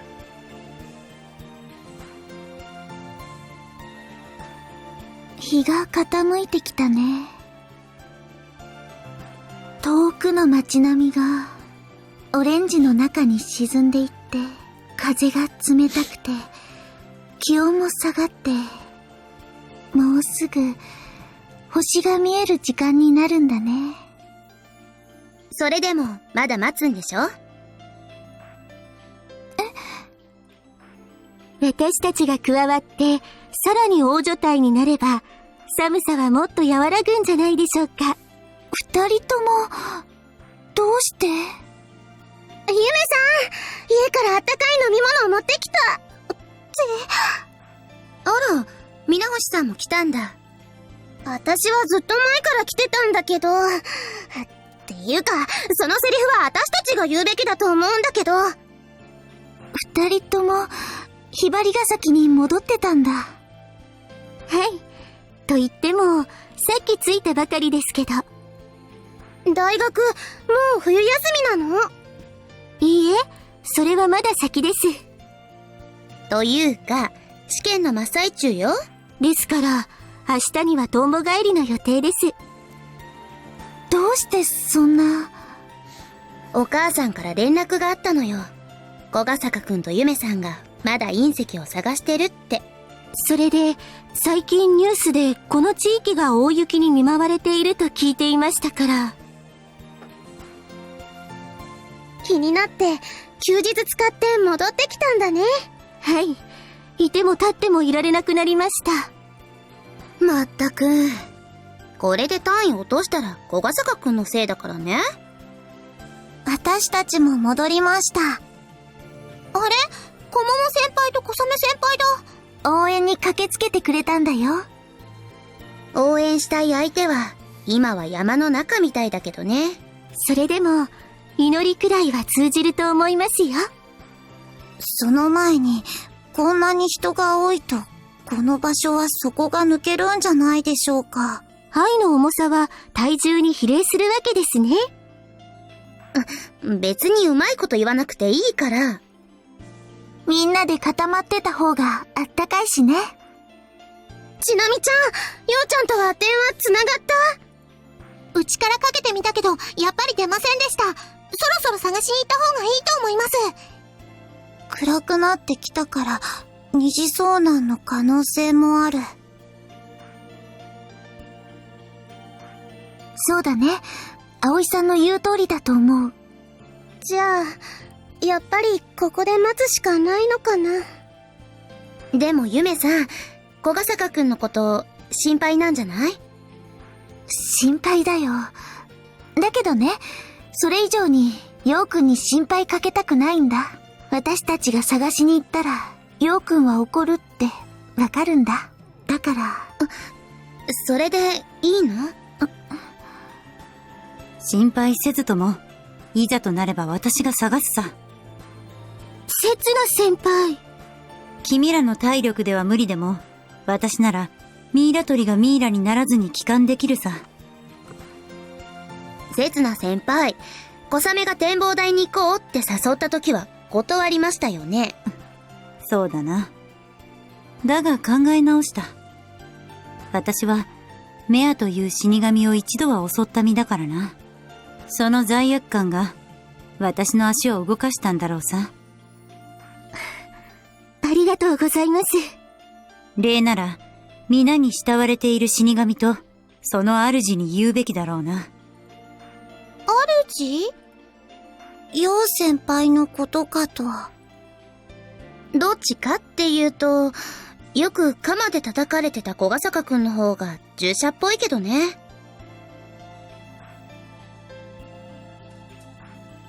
ゆめさんのお尻にも敷かれていますし。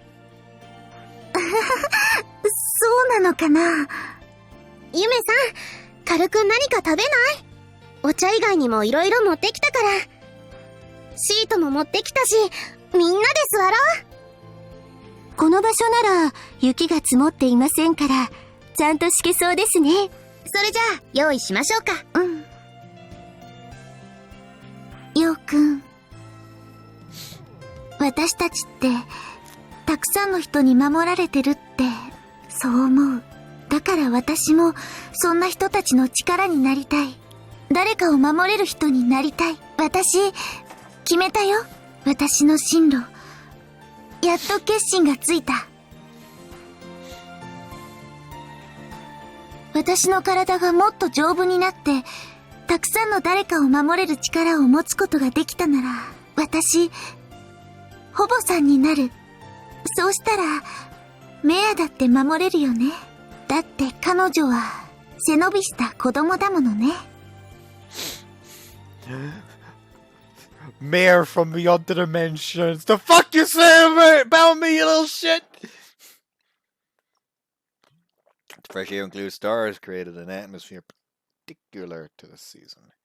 Stars of winter shone brightly above my head, with the constellation of Orion at their forefront. Of all the stars in the sky, it's that Sirius in Canis Major is the brightest. Betelgeuse, Procyon at the Winter Triangle. If you connect the 7 first magnitude stars, they form the Winter Diamond. At some point, I found myself tracing those constellations with my eyes. It must have been the fatigue and the cold which made my mind feel so hazy. Even when I woke up from the stupor, I still felt as if I was floating through the clouds. The feeling in my hands and feet had disappeared long ago. Sitting down for a moment, I lost confidence to rise again, so I just rested my body against the trunk of a tree. It feels so good if I just laid down here. The clouds, which had seemed so bothersome before, looked more like soft blankets. Thoughts like that are dangerous. If I fell asleep here, I would have just frozen to death. Damn it, after the sun set, I couldn't see anything but white and black. Even when I shoveled out more snow to reach the ground looked like nothing but black darkness. Couldn't even see the dirt and gravel on the ground, let alone a meteorite. It'd be pointless to keep going. I'd call it quits here. I'd have to return tomorrow. Kept putting it off, ultimately spring would come around. Then construction would start. That would be the end. If I didn't find what I was looking for, then I would have forsaken that person I still longed for. So I can't stand around doing nothing. Just like the physicists in the world. Modern physics had reached an impasse.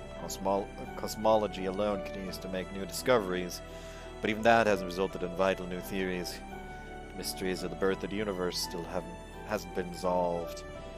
I sometimes presume that the universe was born from nothingness, but no one could explain what that nothingness was. So I had to move forward, striving to find dead ends. No matter how reckless it was, I had to push forward. Otherwise, I could never find what I was looking for. I moved away from the tree that had supported me. When I tried to walk, I fell to my knees. There was no power in my legs. Couldn't move forward. Julie not a step further.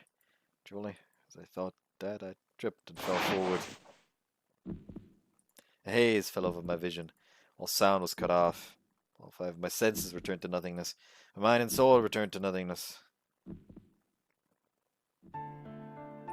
Nothingness from which the universe was born. Nothingness from which life was cultivated. All information was contained in that nothingness. I felt the tip of my consciousness graze up against that nothingness. Lost. It was an experience I'd known once before. A sensation. A sensation of all limits of my perception being lifted. I felt my heart basking blankly in perfect nothingness, enveloped by the overwhelming amount of information contained therein. It was an otherworldly state. I waited for this. Now what's the answer? That was the result I've recklessly chased after. I had searched the Snowy Mountain in a way that was horrible from an efficiency standpoint, but it held another kind of meaning. Reveal yourself. Show me the face of the one who I've longed for. I obtained it. Once again, I obtained that dream.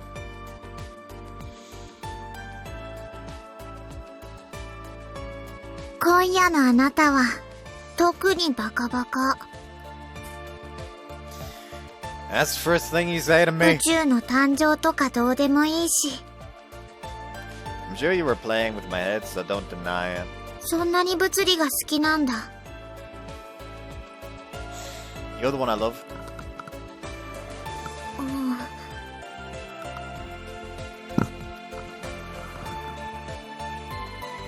What's wrong? ようくんは嘘つき。 Why? ようくん、夢のことが好きだし。 Well, you shouldn't force me to pick a favorite. じゃあ帰る。 Wait. We're only just reunited. The first time I was able to see your dream of my own volition. 何か用？ Yeah, that was something I wanted to ask you. 何？ Why'd you call for Maggie? あ、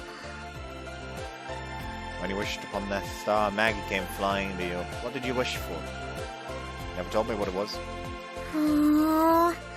So what was it? いや、 Does that mean you don't want to tell me? 別に。 Then tell me.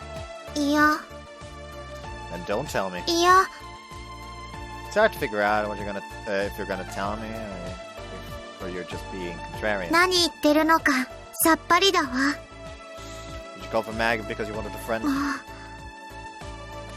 I wish for a friend too. Will I be able to see Maggie? わからない。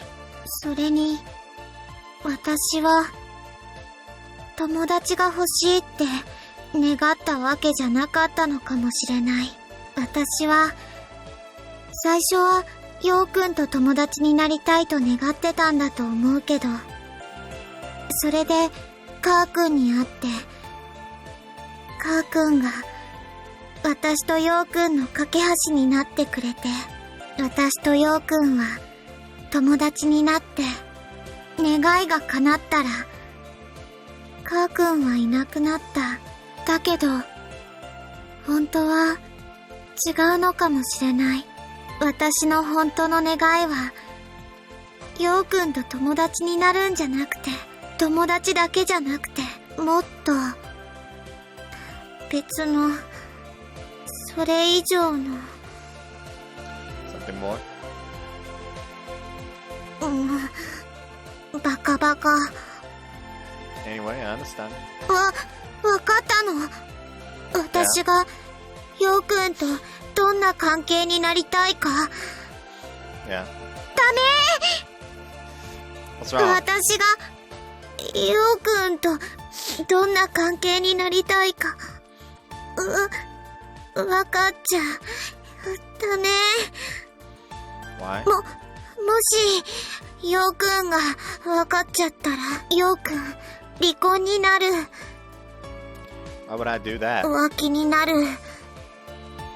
Are you misunderstanding? 私がショタコンになる。 No, it wouldn't anyway. You helped me out. 結局、何なの？ Just understand your wish. Same as my wish. That was the bridge between us. Once the wish was granted, Maggie returned to the stars. Now that bridge is gone. So this time I have to call for Maggie. あ、 See, I'm sure of it. Thank you. 別に。 Mention me, I'll come find you right away. Not here, but in い reality. や、これも、現実。ヨウくんとお話しした、この時間だって、現実。 See, yes, you're right. Both dreams and reality, meaning comes from human existence. Call that, what do you call that? The anthropic principle? There's a similar theory in physics. If humans didn't exist, then the existence of the universe wouldn't be recognized. That would be the same as if it didn't exist. 私がいなければ、この時間は存在しない。ヨウくんがいなければ、この私は存在しない。夢がいなくても、今の私たちは存在しない。月も、星々も、宇宙だって、そんなの、当たり前のことなのに。 Guess so. Even though it was so obvious, or perhaps because it was so obvious, it's hard to find that answer. 忘れないでね。ヨウくん、私はヨウくんに、私のことを見つけてほしいって思うけど、だけど、そのために、ヨウくんがどうなってもいいなんて考えてるわけじゃない。だからもう、こんなバカバカなこと、しないで。ヨウくんがいなくなったら、私たちのこの気持ちも、いなくなる。ヨウくんがいるから、今の私たちがいる。それも、当たり前のことなんだから。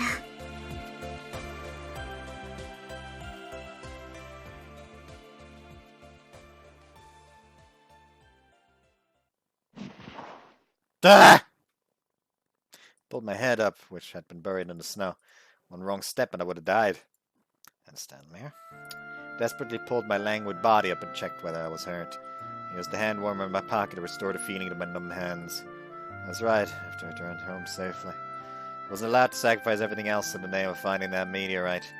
There were people waiting for me to come home. For Yuma's sake, I had to treasure myself as well. It was time to put an end to this cycle of hurting each other due to our respective egos. So, let's go home together, Mayor.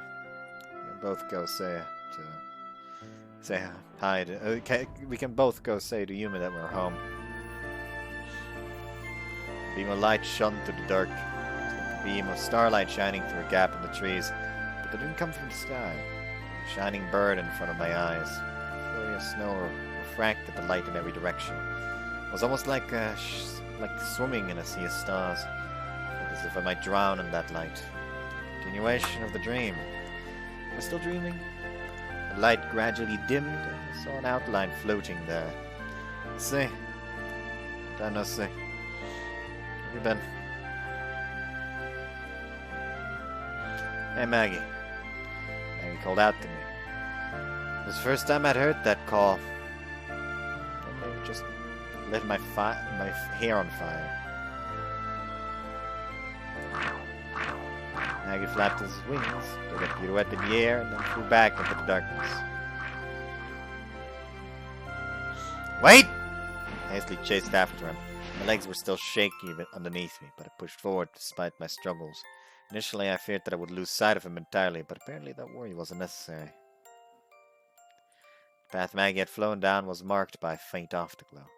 Almost like the Milky Way flowing through the trees. That trail showed me the way. I began to ford that river.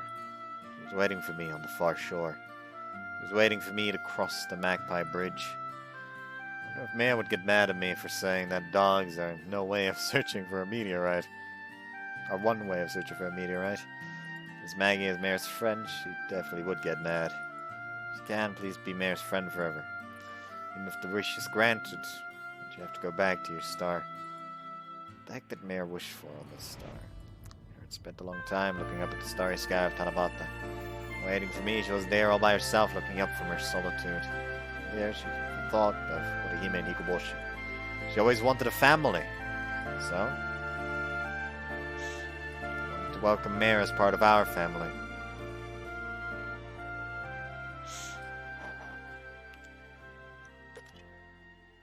He just comes back. Yume! You! No question, child. 夢みたいなお話。 Child, now. we need to set the respawn for Mir. That's right. Might be a little too romanticized. 綺麗なものも多すぎるとグロテスクになるのね。 Well, that's not my favorite way of putting 隕 it. 石見つかったんだ。めでたしめでたし。まだ何かあったの？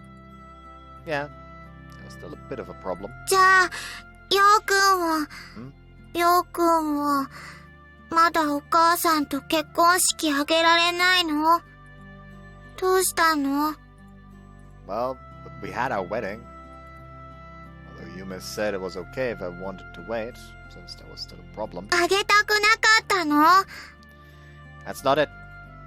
I didn't want to make Yume wait any longer since we found the meteorite. じゃあ、問題って何だったの？ I guess I couldn't believe it. おー。 We found a meteorite. So I should have been able to meet Mare. In fact, I think that I can be certain of it by now. It's just that I didn't know when that day would come. When Mare would show herself in front of us. In the end, Mare was the only one that couldn't believe it.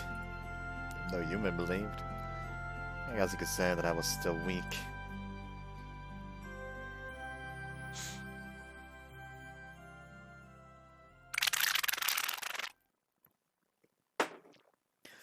The long-awaited winter ended and spring came around. After piling up so high, the snow on the roads all melted and gave. After piling up so high, the snow on the roads all melted and gave way to warm sunbeams. Regardless, the last gasp of winter lingered at the lookout, and I heard that construction work still hadn't started. いい気持ち。ポカポカ陽気。こんな日はお日様に当たりたくなっちゃうね。 You want to go for a walk then? Just the two of us? お昼ご飯の買い物もしたいし、ナイスアイディア。 If I carry the groceries, then that's two birds with one お stone. 願いね、旦那様。照れてるね。うん、照れてる。 Even as she said those words, Yume's face was red too. 二人ともお出かけ？ Yeah, we're going on a walk and we might do some shopping while we're out. お昼にはまた戻ってきます。帰ってくる頃にはちなみちゃんも起きてるだろうし、みんなでお昼ご飯だね。じゃあ、ご飯の後に少し時間いいかしら。You need to talk to us about something? お話があって。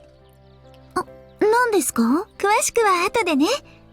いってらっしゃい。So basically, we all got fed up with you, so we organized your wedding for you. Congratulations, you have 1 week.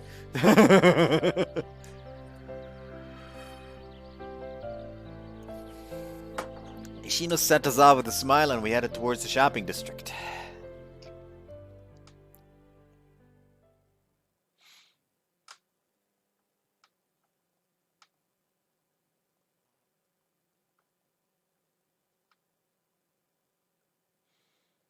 Shino シノさんの話って何かな？ I don't know. We need to find a job for that lazy bum Jinami. ちなみちゃん、今はミルキーウェイでバイトしてるんだよね。ちゃんと働いてるじゃない。Now that she managed to graduate from Peabody High somehow, she needs to get a real job. バイトだってちゃんとした職なのにな。A job that can, facilitate a living. In addition to Gina and Aoi also graduated. Situations were changing quite a lot for the people around me. Aoi had stopped coming over for dinner. She was living alone since her job was in a different city. Jinami cried when she said goodbye to Aoi. Aoi cried too, but she insisted it was only because Jinami's crying got to her. And she said that she would come back once the conditions were right. The condition was the opening of Barikasaki's Space Science Center. Aoi was working at another science center for the moment. That was exactly what I expected from someone who liked planetariums as much as Aoi. Apparently talks were in progress to open Barikasaki's Science Center again. Perhaps that was influenced by the Memoria search team too. 思ったんだけど、ちなみちゃん、ほぼさんに向いてるんじゃないかな。Well, she spends a lot of her free time playing with Suzuha. 鈴葉ちゃんは大人びてるし、ちょっと違うような。でも、ちなみちゃんを誘ってみようかな。To take the licensing exam for childcare workers together? We was in the middle of studying for that childcare worker licensing exam. It apparently required a certain number of years of experience working in the field, so it was quite difficult. You had to go find work at a local preschool or a nursery one of these days. How do you study this going? Really hard? そうだね。It's hard. 私って学校ほとんど行ってなかったし、そういう習慣がなかったから、だから最初は勉強机に向かうだけでも違和感あったよ。Are you used to it yet? どうかな。Yume opened her mouth to say more, but then she fell silent. What is ちょ it? っとね、残念だなって。What is it? ようくんに勉強を教えてもらえないこと。Naturally, I don't know anything about childcare. In fact, I'm surprised that you want me to teach you. そう？ Yeah, I thought you hated stuff like that. As Yume was always trying to act like she was more mature, she got grumpy when I tried to teach her stuff. Especially when we were younger. やっぱり私らしくないかな。ただね、部屋で一人で勉強してると、たまに思っちゃうんだ。これが学校の宿題とかならって、ごめんね。Yume apologized right away. そうじゃなくて、ようくんを困らせるつもりはなくて、満足に学校通えなかったこと、残念には思うけど、後悔なんてしてないんだ。だって、きっと、私が病院暮らしをしなかったら、それは私じゃない。病気じゃなかった私は、私じゃない。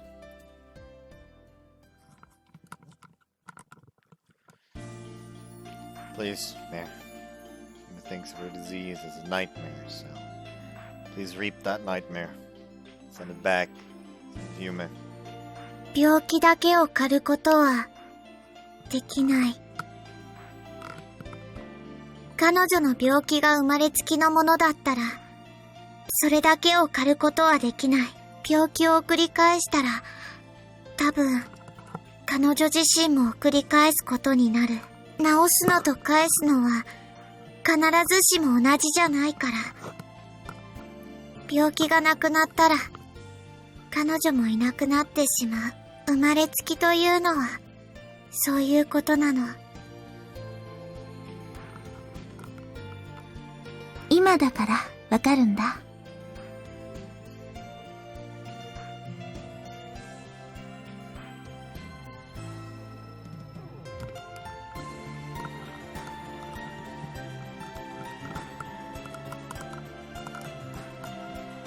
私が病気だったおかげで、私はヨウくんと出会えたって。私は、ヨウくんに恋をしたって。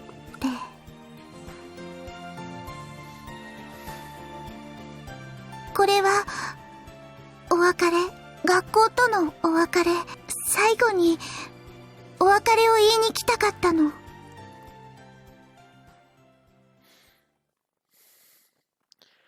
Hey, Yume. Want to study together from now on? I have homework from university too. Might not be able to tutor each other, but it wouldn't hurt to go to be together while we're working. 邪魔にならない？ It won't bother me. Is it a problem for you? ヨウくんがそばにいてくれた方が、助かるかな。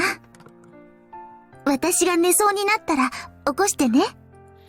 Roger that. 私って、寂しがり屋だったのかな。She whispered those words as she was talking to herself. 知らなかったな。ずっと一人の時間が多かった私なのに。もしかしたら Probably because of that. ずっと我慢してただけなのかな。Hey, Yume. You want to link arms? With a bashful look, she gently wrapped her arm around my elbow. How about this, Yume? Stop by the elementary school if you want. Cherry blossoms have got to be blooming by now.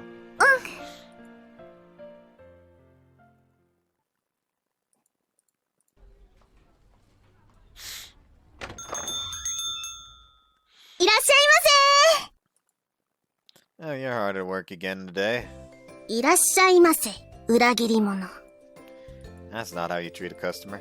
ヨウくん、何か裏切ったの？ Not that I can remember anyway. 言い逃れだね。言い逃れ。I really don't know what she's talking about. Jeez. お会計80万円になります。What are you mad だ about? ってようちゃん、ちなみちゃんと入れ替わりでバイト辞めちゃうんだもん。Well, yeah, it's not like I want to babysit her at work too. 90万円になります。Don't increase it. ヨウくん、今は他でバイトしてるんだよね。It's just a temporary job for spring break. 900万円になります。How much is he gonna increase it? お父さんにお手伝い賃さっぴかれそうだし、冗談はここまでにしておくけど。Hopefully it really was a joke. ゆめさん、髪に桜がついてるよ。どこ？ And Yume looked around and surprised a blossom fell to the floor. ここに来るまでずっとくっついてたのかな。Must have been a nice hair ornament for Yume. Cherry blossom suit Yume, just like the starry sky. 今日は二人でお花見？ You got us. We were on our way back from there when we stopped in here. これからお買い物もあるんだけどね。Still early for lunch, so we could take our 時 time. 間ある分、腕によりをかけて作っちゃう。You're getting used to cooking too. ヨウくんをギャフンと言わせるのが目標だからね。I'm more likely to say that if it ends up tasting bad. こういう話すると、初対じみた感じがするかも。Does that mean you're getting used to being a housewife? In retrospect, maybe I shouldn't have said that. 二人、恋人って思ってたけど、やっぱりそれだけじゃないんだ。Asa was mumbling behind me. Asa, why don't we sit down? Shake. 犬扱いしないで。I'm just playing around. You started pouting all of a sudden. よかったら、アスホさんもうちで一緒にどう？アスホさんの料理にはかなわないけどね。お店の手伝いがなかったら一緒したかったな。じゃなくて。Asa's face suddenly looked very 二人、 serious. 結婚したんだって？赤くなってる。やっぱりそうなんだ。Did you know? 今朝にね、お父さんから聞いたんだ。そろそろ話すべきだとかなんとかで。If you felt like you needed to tell her, what does that even mean? ようちゃんたちからは何も聞いてなかったし、半信半疑だったんだけど、これまでどうして隠してたの？ That was no good chance to say it. 結婚式、まだ挙げてないんだよね。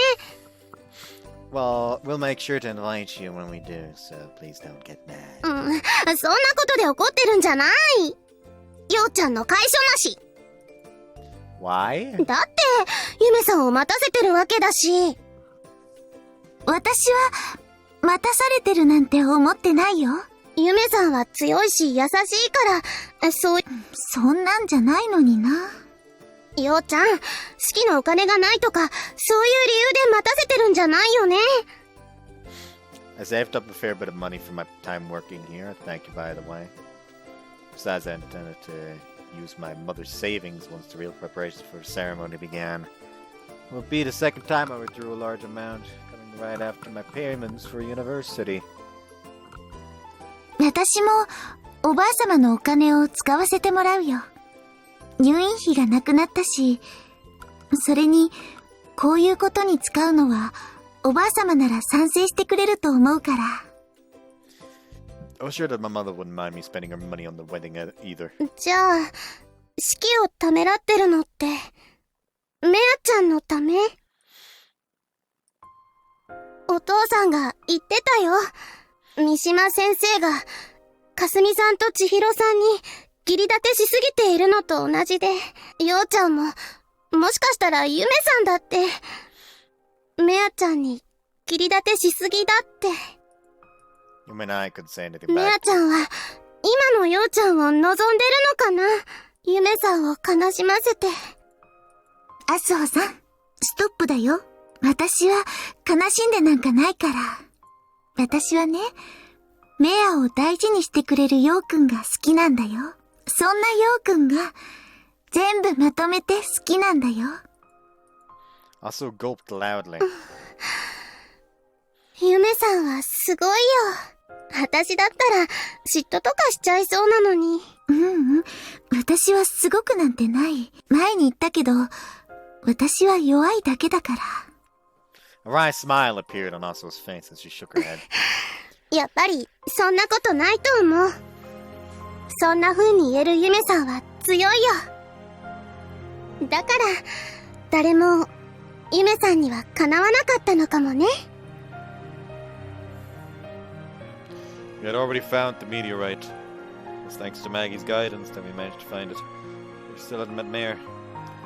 She's nowhere to be seen. We hadn't seen Maggie either since we found the meteorite. Once he guided me to the meteorite, he probably returned to the stars right away. So it means his job was done. Finished setting up the bridge. So then why was Mare still not there? The lookout was still deserted as ever. Why didn't she wake up? Why didn't she appear before us? Because you do not have the child.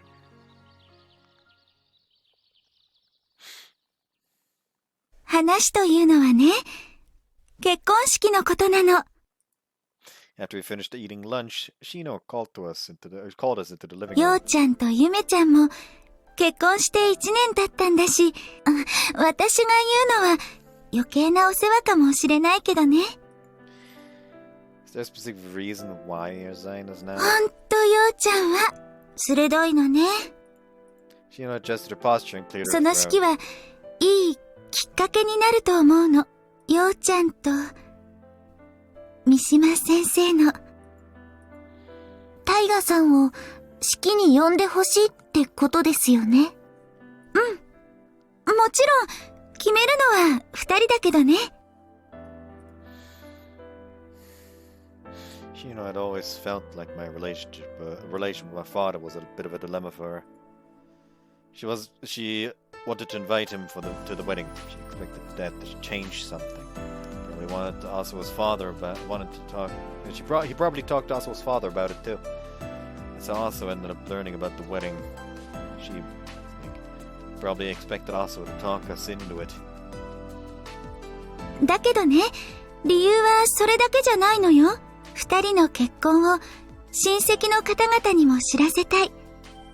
家族みんなで祝ってあげたい。姉さんはそういう式を挙げられなかったし、私だってそうだから、なおさらね。You could still get married if you wanted to. うん。しのさん魅力的ですから。あらあら。でも、今は私じゃなくて、二人の話よ。Honest to God, I really wish there was someone that she had some actual chemistry with. And, like, he suddenly just bursts through the fucking window like, I fucking volunteer myself.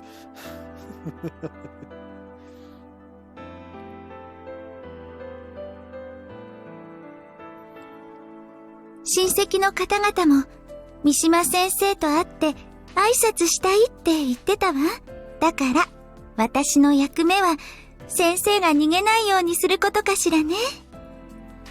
My father really does cause trouble for everyone, huh? ようちゃんとそっくりね。ようちゃんも三島先生も、自分一人で全部を抱え込もうとするんだから。ようくん、強がりの子供だからね。あらあら、ゆめちゃんだって同じなのに。そんなことないのにな。二人ともごめんなさいね。何度も言うけど、こういうことは二人が決めることなのに。だから、今の話は忘れてくれてもいいの。私は周囲じゃなくて、二人が満足する形が一番いいって思うから。Concluding with those words, Shino left the living room. ようくん。私はいつまでだって待てるよ。式を挙げるかどうかなんて、些細なこと。結婚式にこだわること、ないんだから。二人がこうして一緒にいる。それが大切なんだから。でもね、この式が、ようくんとタイガさんのいいきっかけになるなら、私は賛成するよ。ようくんと結婚式、挙げたいよ。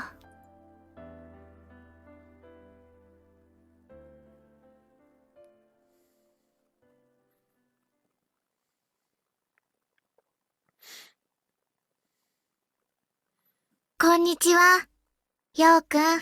I actually really like the way this is framed. Like, you would expect me to have funnily enough, it's again the fucking Stars visual novel. You would expect me to have a similar issue with this one as I did with A Sky Full of Stars fan disc, namely Hikari's after story, where she had just such a nice after credit scene in the base game that just really nicely tied up her story. Just put a nice lid on it, and then the fucking fans came out and ripped it all open because they needed more content for her. It's not the same. Like, in Hikari's route, they literally just turned back fucking time. They basically turned back time, essentially taking back that development and leaving you at okay, they are now going to college while living together. Which is still a nice ending, but it was still unnecessary. And it just feels off to end there now instead of up there. It just still feels incomplete. Like they didn't properly put the lid back on. Maybe I'm just stupid like that, but that's just how it feels to me. But in this one, it's all framed as like him telling stories to his child, which is very charming. In my opinion, at least. Anyways, I'll be right back. Turned. Had a light heart attack real quick because there was literally silence and I forgot that the scene just didn't have a fucking OST yet. Huh? こんにちはって言ったのに、聞こえなかった？ It's the middle of the night. Wait, is it night right now? 夢も現実も夜だと思う。 I see. And is this reality or a dream? そんなのどっちでもいいのに。 I understand that both are important, but I'll lose track of you if I can't distinguish them. I won't be able to bring you back. Ha ha ha! 夢と現実、どっちかわかった？ How could I? No, wait. Does that mean that it's reality because that was so hot? 夢だって熱いものは熱い。怖い夢が怖いのと同じ。 In other words, you just wanted to scorch my head? カー君、ヨウ君に挨拶したかったみたいだから。 So it is where you were, Maggie. So this must be a dream. ヨウ君のおかげで、私もカー君と会えた。 Despite that, once I wake up from this dream, I won't be able to see you or Maggie anymore. Sorry, that's like this. It's just a dream that we found a meteorite at all, isn't it? そうじゃない。ヨウ君だって、もう知ってると思う。カー君はまた、私たちの架け橋になってくれたんだって。その証拠に、私の隕石は、今はヨウ君が持ってる。 After it was properly analyzed, the city gave me permission to keep it. Keep it in my room now. 丁重に扱ってね。 But you haven't come back to me. Yume hasn't been able to meet you either. Want to see you soon. ヨウ君、せっかち。 You might be right. 私たちは、必ず出会える。ちゃんと再会できるから。だからヨウ君も、ちゃんと信じて、夢のように。夢が結婚式を挙げるのに賛成したのは、ヨウ君のお父さんとのこともそうだけど、いつかは私と出会えるって、信じてるから、迷わずに、信じてるから。 And Yume is really strong. そう思う。そんな彼女だから、ヨウ君を支えていける。私も、そうでありたい。ヨウ君のことが好きな夢に、負けたくない。 Let's see. どうせ私は、負けず嫌い。That's one of your charms. 適当ばかり言って。 You know, Mayor, I'm finally ready. You and I will have the wedding. So celebrate it with us. Watch us from wherever you are, Mayor.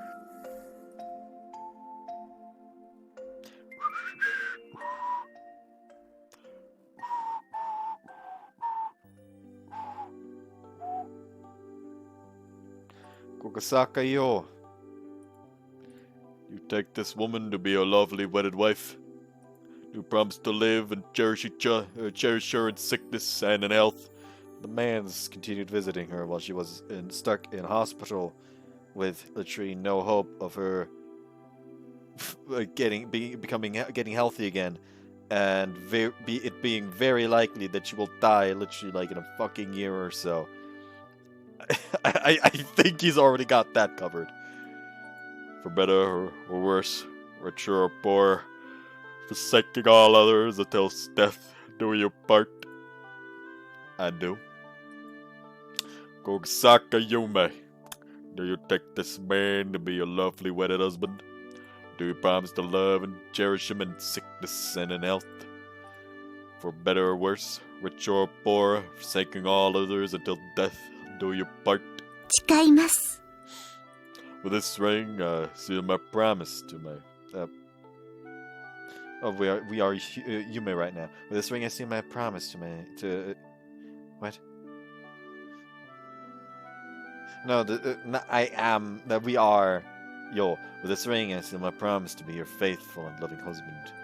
With this ring, I seal my promise to be faithful. Now we're Yume. With this ring, I seal my promise to be a faithful and loving wife. Yume and Yo have come here before us, and before God, to proclaim their vows of marriage. As such, by the power vested in me by the Father, the Son, and the Holy Spirit, get your fucking religious fucking phrases right. Now pronounce you man and wife. Also, it should be husband and wife. May no one come between those whom God has brought together. Amen. I don't know why I decided to voice the priest like that. I slipped the ring onto Yuma's finger. The ring was made from Mir's meteorite after we discovered it.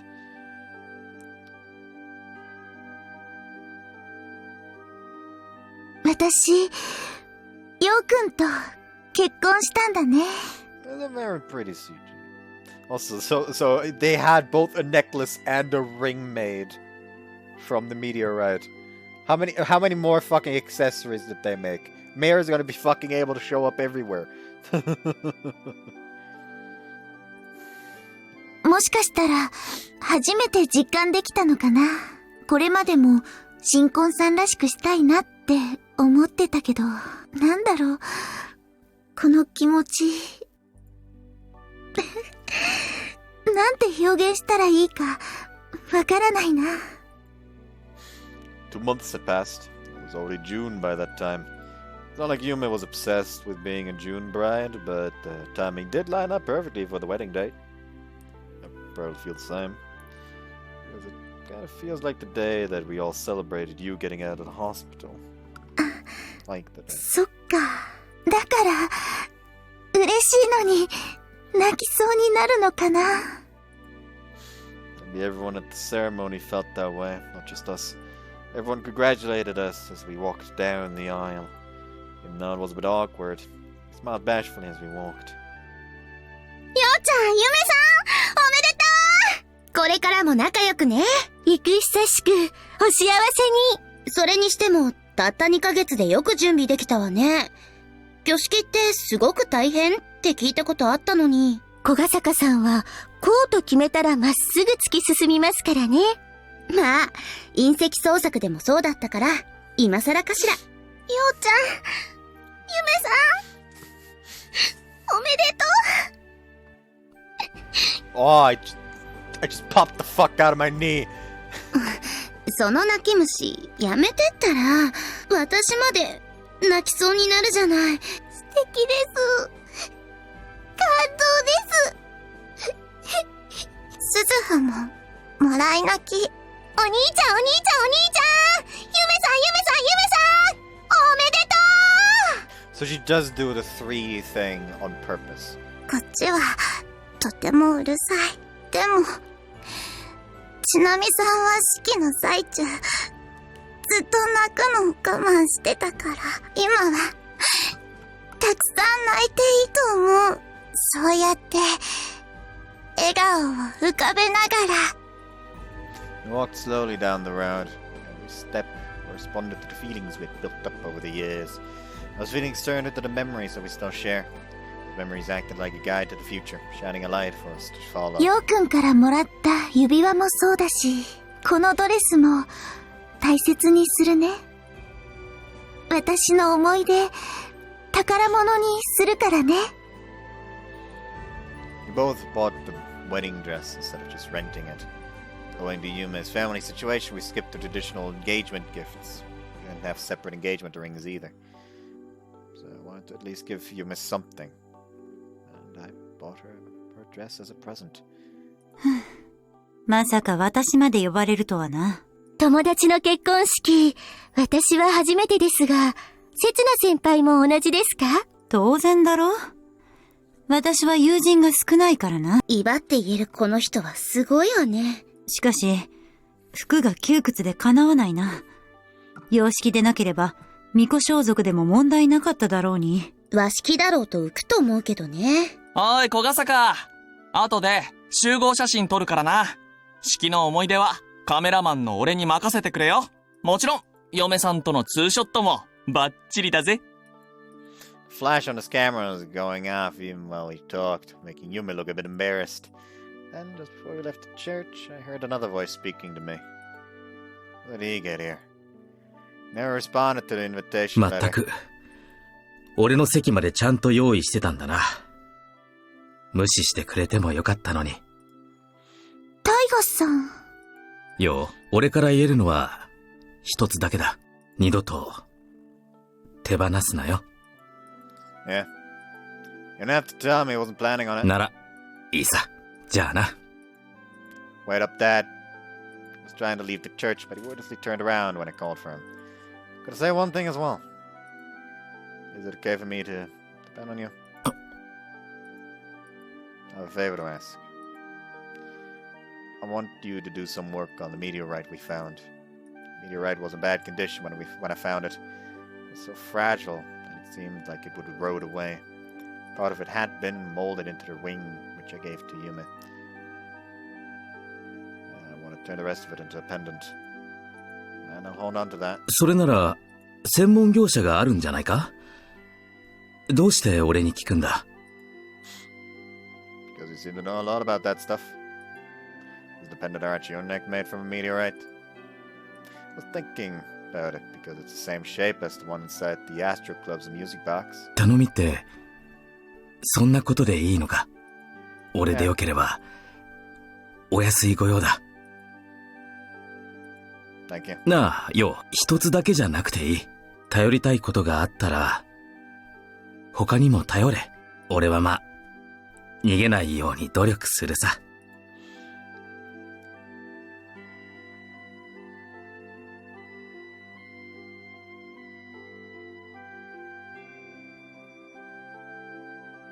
まったく、最後の最後で出席って、イライラしてたまらなかったわ。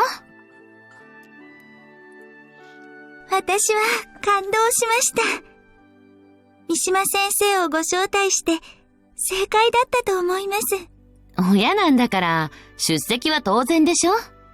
なのに、スピーチは断固拒否ってどういうことよ？逃げる三島先生を追いかけ回したのは、まやかさんですものね。ありがとうございました。最終的に先生が折れたのは、シノの説得だと思うけどね。苦労の甲斐があったかは知らないけど。大きな一歩なんじゃないでしょうか。だといいんだけど。ああ、そろそろ二次会の時間ね。出ましょうか。はい、楽しみです。帰りの運転は旦那に任せるし、飲みまくるわよ。あまり飲みすぎないよう気をつけてくださいね。ああ、ちょっと思ったんだけどさ。何ですか？式の最後に撮った集合写真、あるじゃない？あそこに、霞や千尋が写ってたら、心霊写真よね。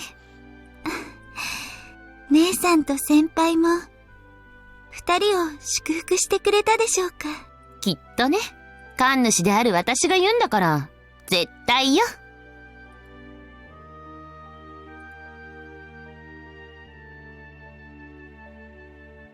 あ、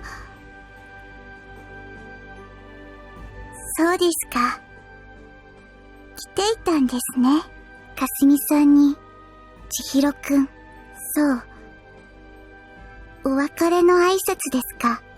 二人は、ひばりが崎を離れるんですね。もう、見守る必要がないから。はい。わかっています。ひょうさんには、今度は大河くんがついています。きなみさんには、もちろん、私がついています。安心して、帰ってください。そして今度は、夜空から、私たちを照らしてください。家族の光で。どうしたレン？姿が見えてるぞ。うっかりです。だからっていきなり消えようとするな。周囲の目があるんだから。どうしたんだ？らしくないな。いえ。疲れたならすぐに帰ろう。俺は電車になるけど。大河くん、二次会はいいんですか？ああ、もう十分だろ。そうでしょうか。不完全燃焼の気も。切符買ってくる。待っててくれ。逃げられてしまいました。やっぱり大河くんは、大河くんですね。あ、かすみさんと千尋くんが、戻ってきました。どうやら、まだ帰るわけには。Like they saw that happening on their way out, just. Yeah, no, we're not done here. これからも、よろしくお願いします。カメラに映って心霊写真にならないよう、お互い気をつけましょう。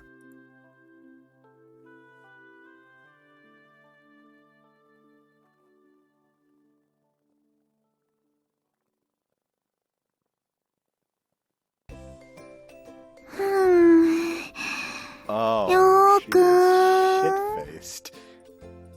You're all over the place, you ふ man. らふらしてるのはよーくんだよ。分身してるし。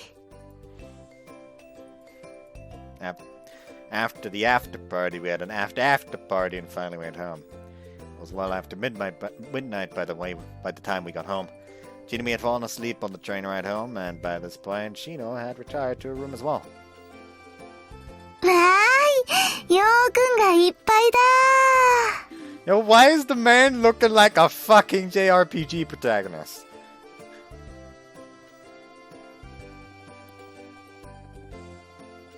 I'm not even kidding, by the way. Make the fucking coat red, and he'll look like Cold Steel 2 Reen.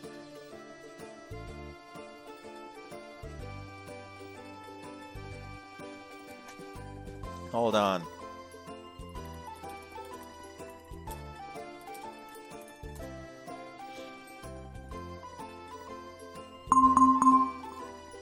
Yeah, absolutely. Just get the black coat, jeans. Like, I guess the hair color's kind of off, but still.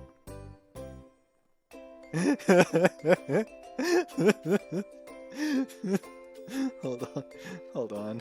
I just let me...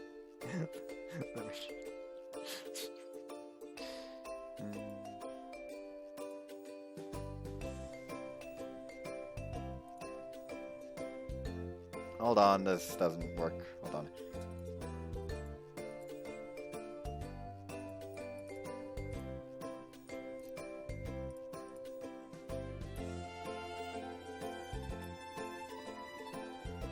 Just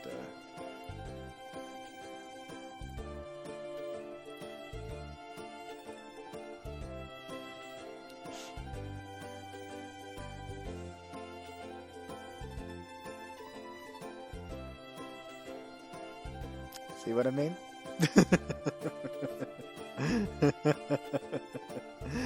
The coat just needs to be red instead. That's all it takes, really.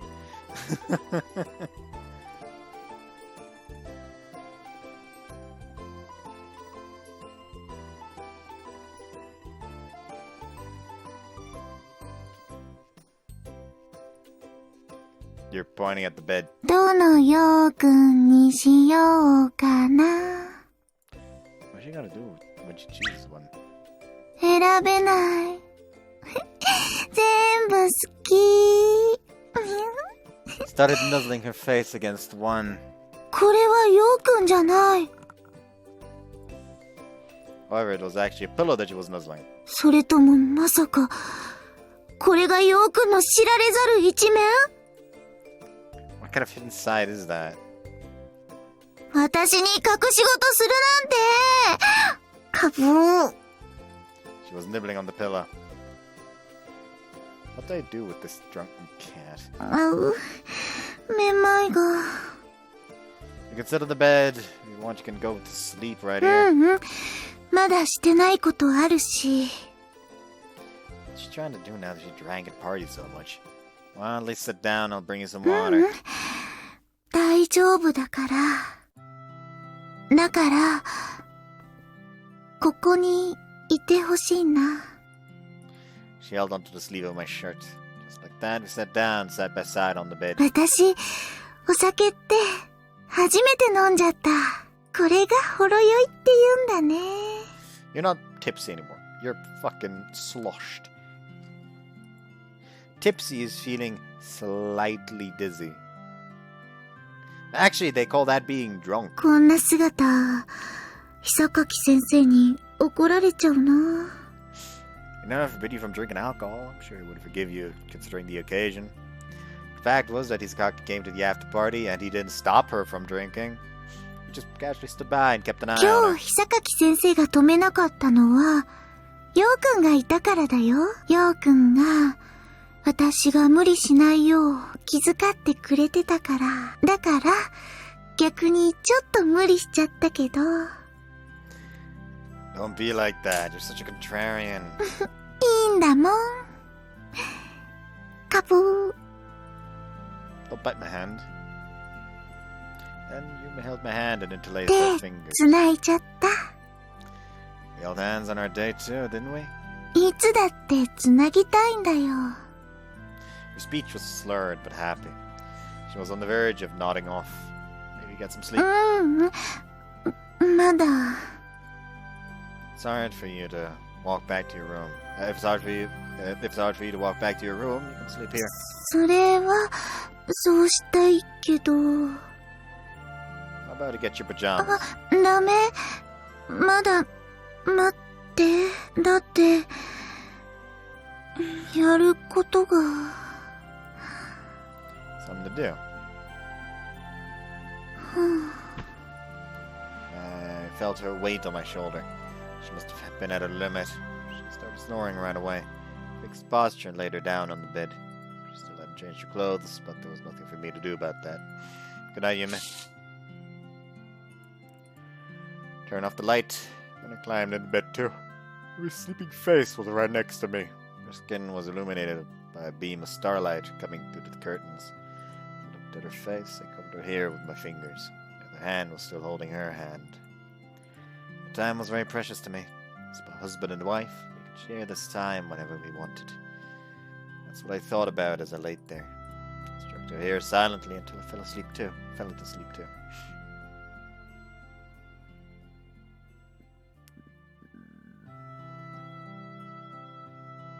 結婚式って、私、見たことない。 We'll get to see one someday. お父さんとお母さんの結婚式 That might be difficult, but you might get invited to someone else's wedding. Even you, Mia, someday will have your own wedding. 私もようくんと Probably not. じゃあ、別にいい。結婚式なんてどうでもいい。 Must be going through your rebellious phase already. お話の続きは That's the end. じゃあ、今度こそ、めでたしめでたし Yeah, we did. What, you didn't like the う story? ん。そうじゃない。まだ、終わってほしくない。まだ、聞きたい。私、お父さんとお母さんの思い出、ずっと聞いてたいって。 You do. And I'll tell you what happened after that. The truth is, I didn't really want to tell you this next part, because it might make you worry. あ So I'll say this ahead of time. I'm glad that you were born. I truly feel that way from the bottom of my heart. There were complications with childbirth that could have potentially ended in Yume's dying, but thankfully it didn't.